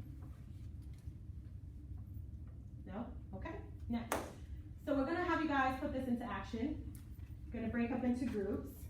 I'd say this half is one group, 2, 3. Oh, actually, there's not, okay. So we'll do 3 groups? Which table do you want to do? Oh, okay. 2 groups. 3 groups. We need 4 groups. Okay. 1, 2, 3, 4. Okay. All right.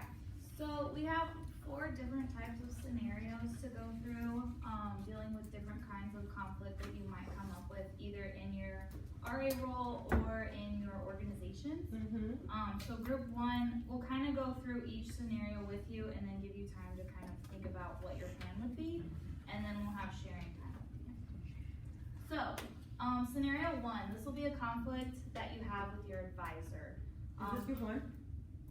Yes. Okay. Pick 1 Pick or 2. 1. And then I'll read that one. Just 1 or 2, just say 1 or 2. 1. Okay. So, it's the 3rd week of class. You've scheduled to meet with your advisor to discuss your upcoming event. Unfortunately, your advisor just canceled the meeting for the 3rd time since its original date. You're getting worried about getting all your questions answered and are starting to think your advisor lacks the commitment to be present for the organization. So, what would you do? So you guys can talk about it amongst yourselves, come up with a plan A, B, and C. Scenario 2, pick 1 or 2. Just say 1 or 2. Okay. So this is a conflict amongst your peers and your team. So it says the 4th week of the semester, and thus far, Sally has only attended about half of the executive meetings. You would like to talk to her about it, but when she comes to attend the meeting, she arrives just before it starts and promptly leaves before you can catch her. What team maybe for availability, so that this doesn't keep happening. Scenario 3, this is a conflict you're gonna have within a supervisor. So that would be, say somebody, like your manager, supervisor for your work study job. If you're an RA, that would be your, RLC. So, we have a question about that. Just so you know the difference between supervisor and advisor. That's what the supervisor is. So feeling like the supervisor is always picking on you and has been assigned responsibilities unfairly. What? maybe even having And then a finally, phone or like emailing scenario Yeah. 4, this is gonna be a conflict and it's another another like I've noticed like that's something where I've had meetings with people, but they aren't necessarily like one-on-one, like I can call them or like reach out or. Pieces that way. Sometimes even our organization, I work in the bureaus, like someone else might have met with our advisor, and they're like, what did you know from our advisor? I don't have to meet, like, if the advisor has to meet with every person personally, it becomes too much. So like saying maybe one person. So y'all get a little time to discuss my Okay, so far I have like respect time, you guys check the phone call or email. You said,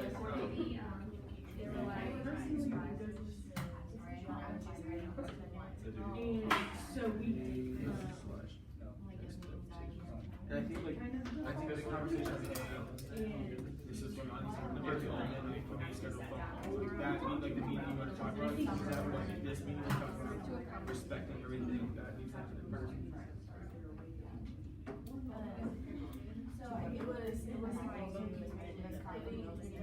like a lot of times we interact like oh my god, can you believe that like so many guys just into our meeting again and then like everyone's mad but it's almost like really Keeping like a line of like communication with your advisor regardless of the conflict. Like, you know, if you see him or her or whatever, just making sure that there's that conversation that's going on outside of just like, I need you right now to answer that, just like, how are you doing? So like set, in the future.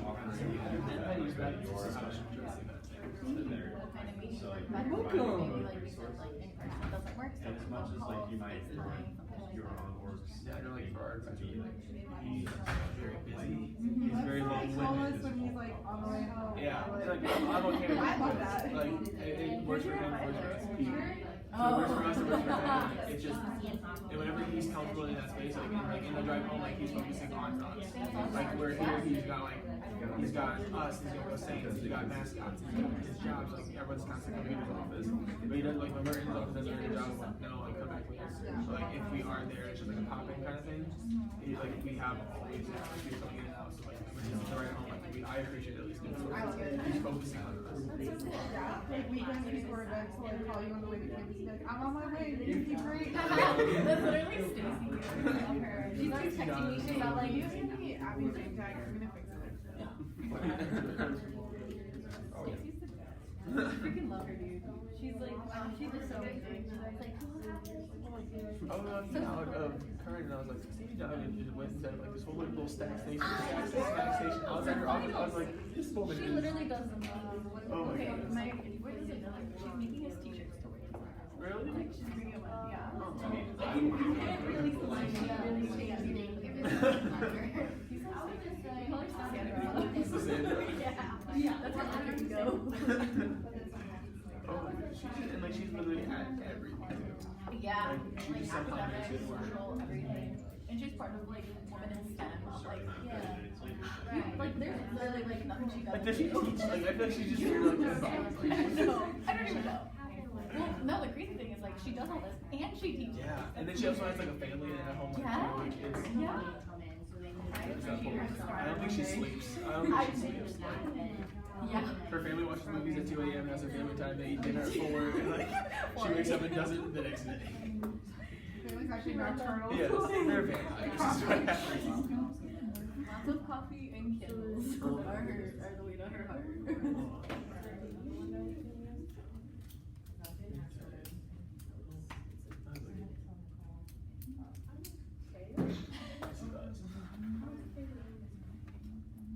This is gonna be us. That's a calendar session. Unfortunately.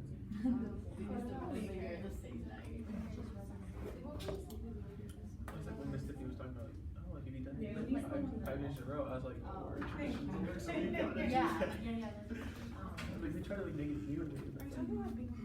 Yeah, I talked to Jim about it. I said, like, we're trying to figure out a way, like, can you guys print out different cards? Like, we can have parents go to that and stuff like that. So, I think we're trying to find a way.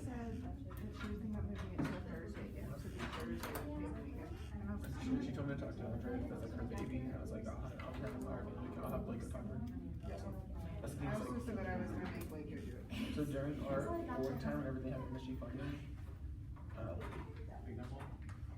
do you and Michelle go to that, because I'm gonna go over With the rest of the org, I'm running more with marketing expectations, and television, like how I was like, I'm not sure, so it's like all, so we have our meeting at 3:05, and then there's MSG Monday, which is like, they want their president and treasurer to go to it, and so I was gonna go to this and talk with our org, and Michelle was gonna sit on that, and I'm just gonna have a shirt of that. And then I'm gonna have to go and talk to you about that. I said, you don't really have to, it's like,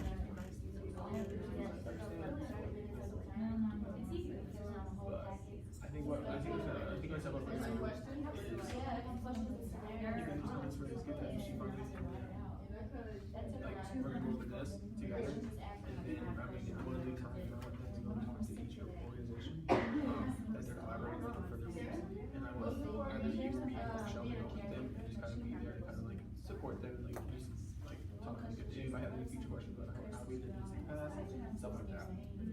So like one of us will have to double up. I can double up with Chris, and I'll take. I can take Chris and Megan if you would take Blake, because that was you, and then Michelle wants to take Lexi, because that's her kind of thing. So.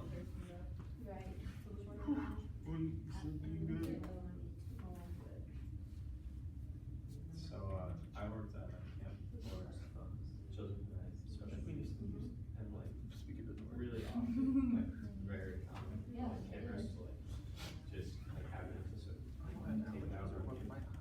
And it was just like at first it was really scary and like really creepy, but then it was just like it was like yeah, this is just them, like this is their emotions right now. Like it's not personal. Like, especially like when you don't have like a way to censor. What's up? So Evan said that it'd be nice to have the treasurer and president of each organization there, but if anything would like send a show for have a comeback, we really have to go to our meeting. Okay, I'm like today. So we definitely need it for our org, because we would set like expectations, marketing techniques, all that stuff with them, so we would have that. So I just didn't know like you were supposed to do something first. Yeah. So, do with that what you will. Is it the projector? Oh my god, No, it's a TV. Oh, I guess they don't have a projector. They don't have a screen. Not like you, yeah. I was like, we go for this giant box. There's like that.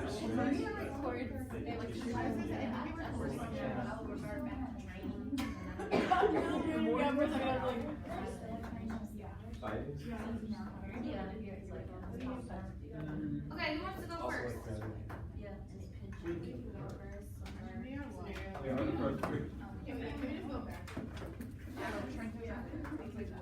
So our What?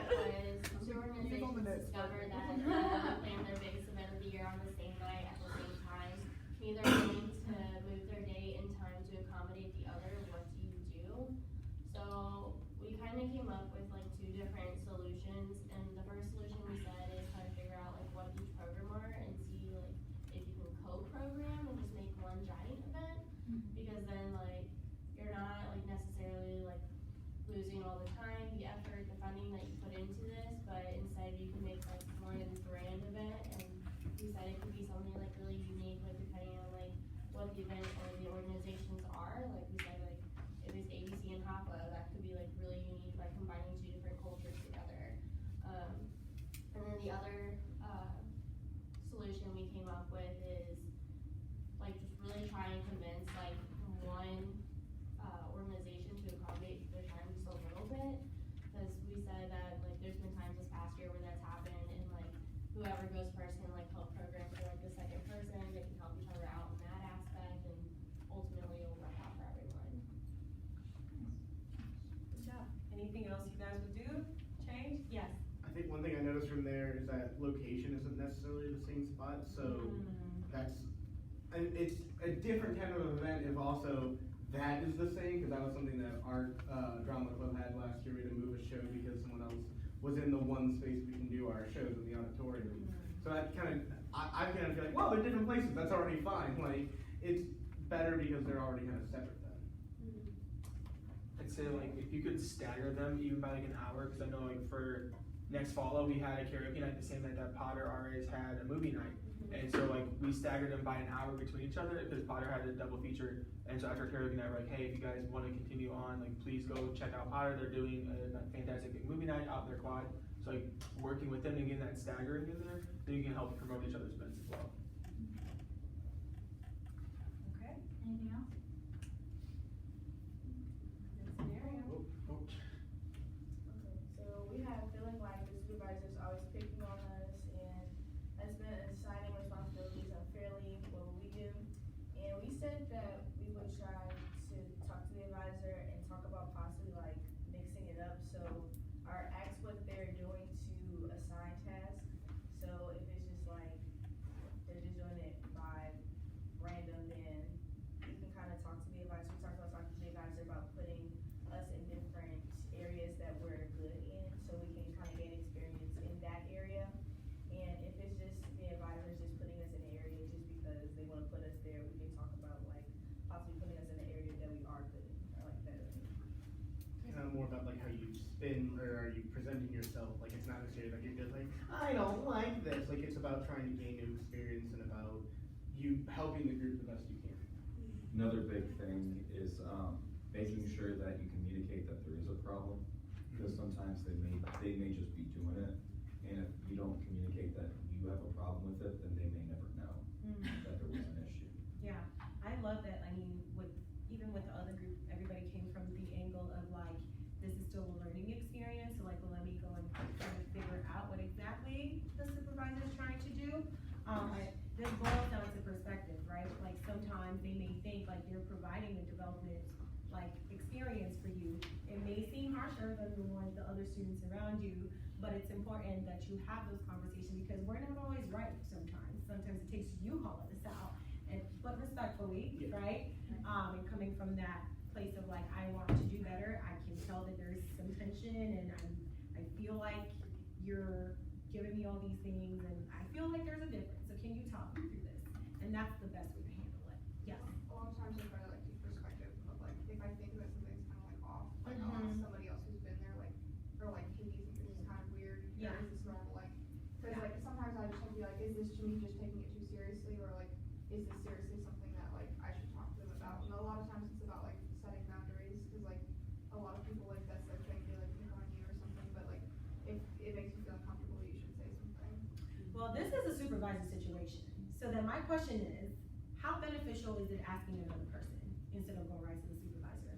Well, sometimes I just ask them like, is this just how they are? Like, do you think this is something I should talk about? Like, or do you think it's something that I should just kind of like get used to? Or like if they experienced it before, like have they been, like how did they approach it? That naturally happens, I guess, because I see you.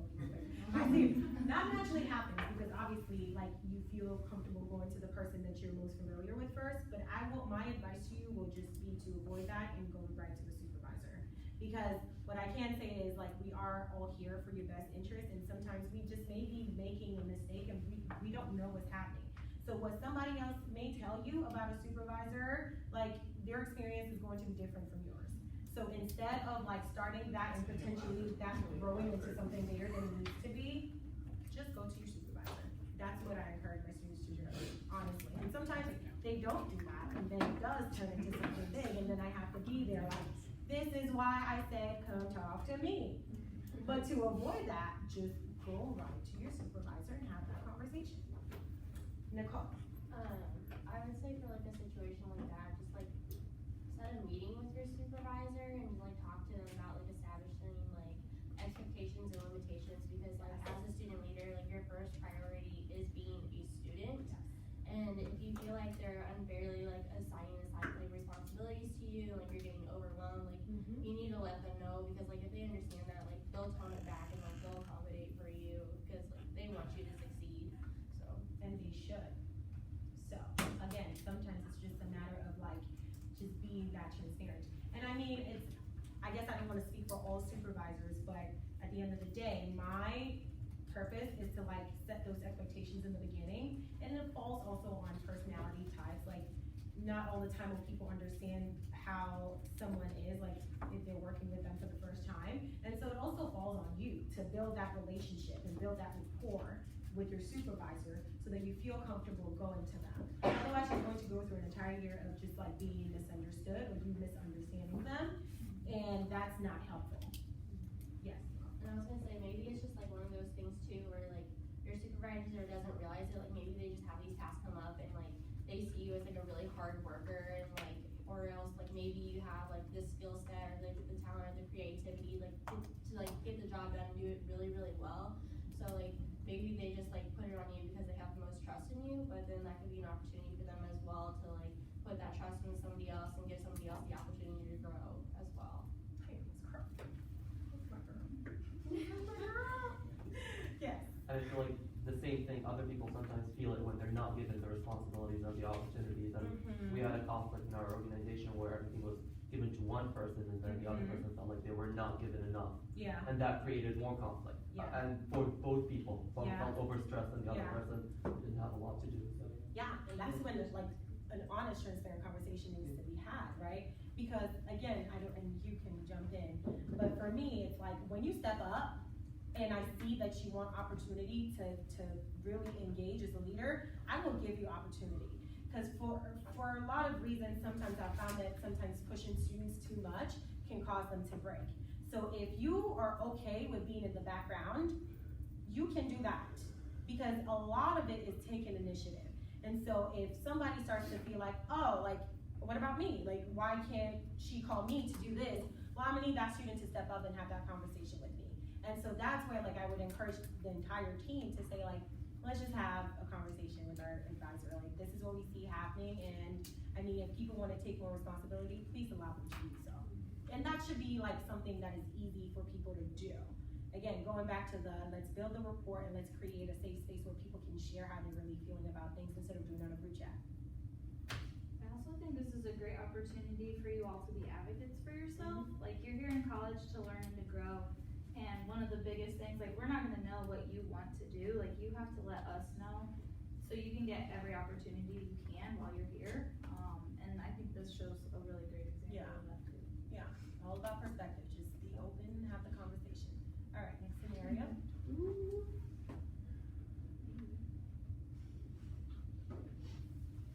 So we have number 2 is the 4th week of the semester, and thus far Sally has only attended about half of the exec meetings. You'd like to talk to her about it, but when she does attend a meeting, she arrives just as you are starting and promptly leaves before you can catch her. What do you do? What do you do? Well, we came up with a few different scenarios that we could approach this. One is talk to the other exec board members about starting the meeting a little bit late, and that way she's arriving to a point where you can talk to her before the meeting starts. And that was just one scenario. We also said that you could try to message her personally to set up your own meeting, but if she's ignoring those, then as she's walking out, you could just say, hey, we waited for a few minutes so that we can talk. And then just kind of the fail-safe if those two things don't work, would be to get your advisor involved. So seeing if they could set up like a one-on-one with them and just seeing what's going on, because they need to be involved as well. We also said to check yourself too, just in case it, since there's not a lot of background, like go back to previous conversations you've had and see, did she tell you this is a time that usually conflicts with their schedule, and is she just struggling to get there and you just haven't accommodated that? So from what I'm hearing, it's like the personal aspect, like what could be going on with her personally, and then also just trying to figure out a time that works best for her. Will you be referring to like your constitution or just like some expectations that you have? So that's something that all of you have in the works, right? So there's like a 3-strike rule kind of thing, like if you don't show up or if you don't uphold to your expectations, like you may lose your position kind of thing, but there's one to get to that point. Okay, everybody agree with that? Okay, but always coming from like the peer perspective is very helpful, because sometimes people, not everybody knows how to channel what they're going through, and it can come out in a plethora of ways. And so being a concerned person and saying like, what is going on with you? Because we've seen you perform before, like, you know, and coming from that that angle sometimes is helpful. And then I'm a very big proponent of holding people accountable. After having those conversations, saying like, you did sign up to be in this position. So maybe if we need to start delegating tasks from people, or if you feel like you need to step down to handle what's going on, like, please do so. Because we also still have to do this work that we've all signed up for, kind of thing, okay? Anybody else wanna add, take away, have you experienced this before? Okay, and like, how did you handle it? Well, we try to have a meeting, Okay. and when we do have a meeting, we lay down, like, we brought our constitution out, said, you signed this is what you agreed to. But we also try to figure out what's going on, like, with school life and stuff, so we had a little, grace because of that, so we just talk about it. Yeah. I know for like CAB and stuff, whenever we have like this issue come up, it wasn't necessarily the exec board's concern, that was more like an advisor concern, because like we had our exec board meetings, but then we also have required one-on-one meetings with our advisor. Okay. So like, if we express an issue like to our advisor, like she would handle it and like talk to them and figure it out, and then she would just let us know, like, I have discussed, this situation with this person, and I got it, like, handled, like, Yeah. they are gonna be later, like, whatever, and it's understood why, and that's just, like, between them. Okay. That way it stays private, but then, like, we know, like, they're okay and they're excused, but, like, Right. they'll still be doing their part. Yeah, so going back to it depends on who's having the conversation, contingent on the situation, yeah. I know this is unconventional, but I mean, one of the things that can be done also as follow-up is like creating more opportunity for group bonding. I think the more you increase like buy-in and the more you increase how people feel connected to each other, like sometimes if the person is going through something, they'll feel more comfortable like sharing things like that in future, or anybody else could start sharing things like that in future. I think it speaks to the group dynamic also. Like if you go through something like this, as leaders, I'd say next step may be like coming up with some type of fun event for like everybody to do to kind of just like ease the tension too, because sometimes people just might be, an entire exec board might be mad at one person for their falling short, and again, it's up to you guys to like fix that, so. Anything else? No? Good question. And the last but not least? So for our scenario, we had the first one, so it's the third week of class, you've scheduled to meet with your advisor, discuss your upcoming event. Unfortunately, your advisor must cancel the meeting for the third time since its original date. You're getting worried about getting all of your questions answered, and are starting to think your advisor lacks the commitment to be present for the organization. What do you do? And so for this, we decided that it's important for you as the individual who feels that your advisor is lacking commitment to pull your advisor aside. And with this, we said that it's important to use I terms, so you don't want to make it seem like the whole organization's feeling a certain way, because it's strictly how you're feeling, because it's your meeting, it's your advisor. We also said that this meeting also needs to stay confidential between you and your advisor, so that way you aren't going to your org and you're spreading some negativity saying, well, can you believe so-and-so did this, or he or she or they are not meeting with me because of this. And then we also said that to respect the time of your advisor. So a lot of times as students, we see our advisor as our advisor. We don't see them as the father, mother. We don't see them as the coach. We don't see them as the other advisor. We don't see them as the director or res life coordinator or the student involvement coordinator or the faculty or staff member that they are. So realizing that they have a busy schedule and that their time is also very valuable in this situation is going to help kind of ease the tension and kind of say, listen, I respect you and your time. It's just, I feel like this is how I feel kind of thing. We said to check availability first and make sure that you are scheduling times first within their availability, and then possibly even like having a phone or email conversation. Because I know for us, sometimes whenever our advisor will call us on his ride home, and it's that moment where it's like, okay, he's in the car, all he's worried about is focusing on us, and that makes us feel valued as an organization. And so sometimes it might be harder to meet with your advisor while they're in that professional staff or in that faculty member role, because they have so many other hats they're putting on. So having that phone call at night or having that email conversation at the end of the day might make you feel a little bit more valued, and a little bit more, might make it look like they're a little bit more committed to your organization. And we also said to set long-term expectations rather than short-term, so it's not just, hey, I want to meet on Tuesday at this time. Say, hey, can we establish, like, let's have a phone call every night, or like every week at 2 o'clock on Tuesdays, or can we meet at this time at certain times for the day? So that way you're kind of setting out your long-term expectations for the year, so that way this problem doesn't arise again. Jen, you have anything to add to that?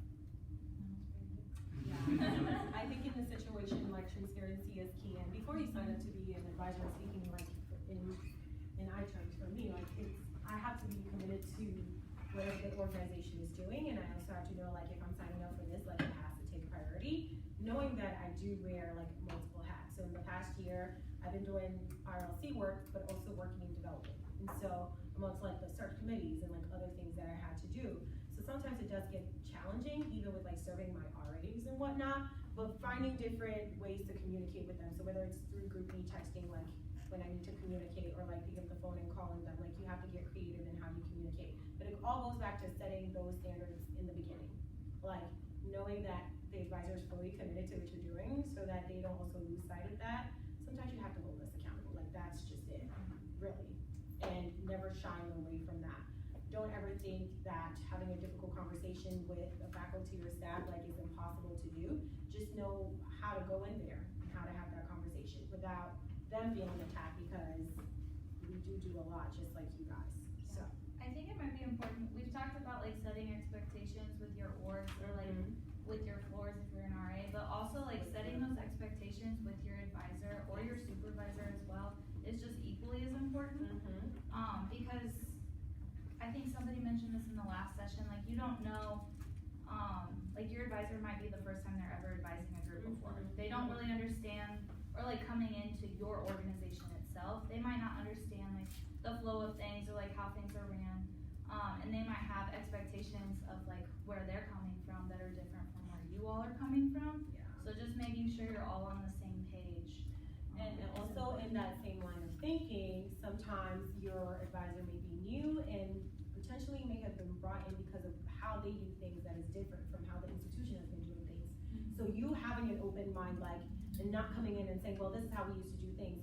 You can mention that here and there, but also like knowing that things are changing, and so don't be opposed to change. Like, things are not always going to be the same.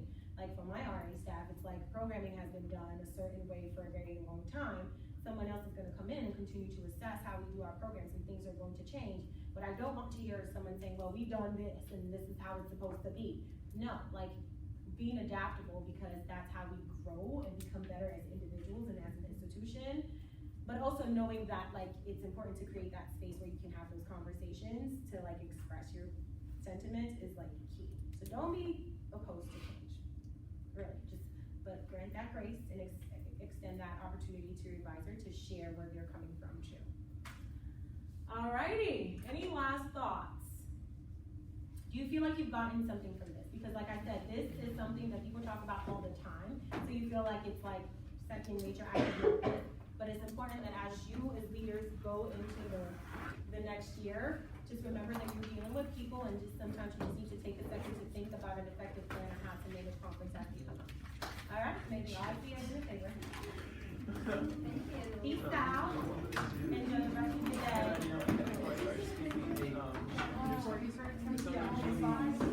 No, I haven't seen one of them here. What was the scenario before us? Scenario before us?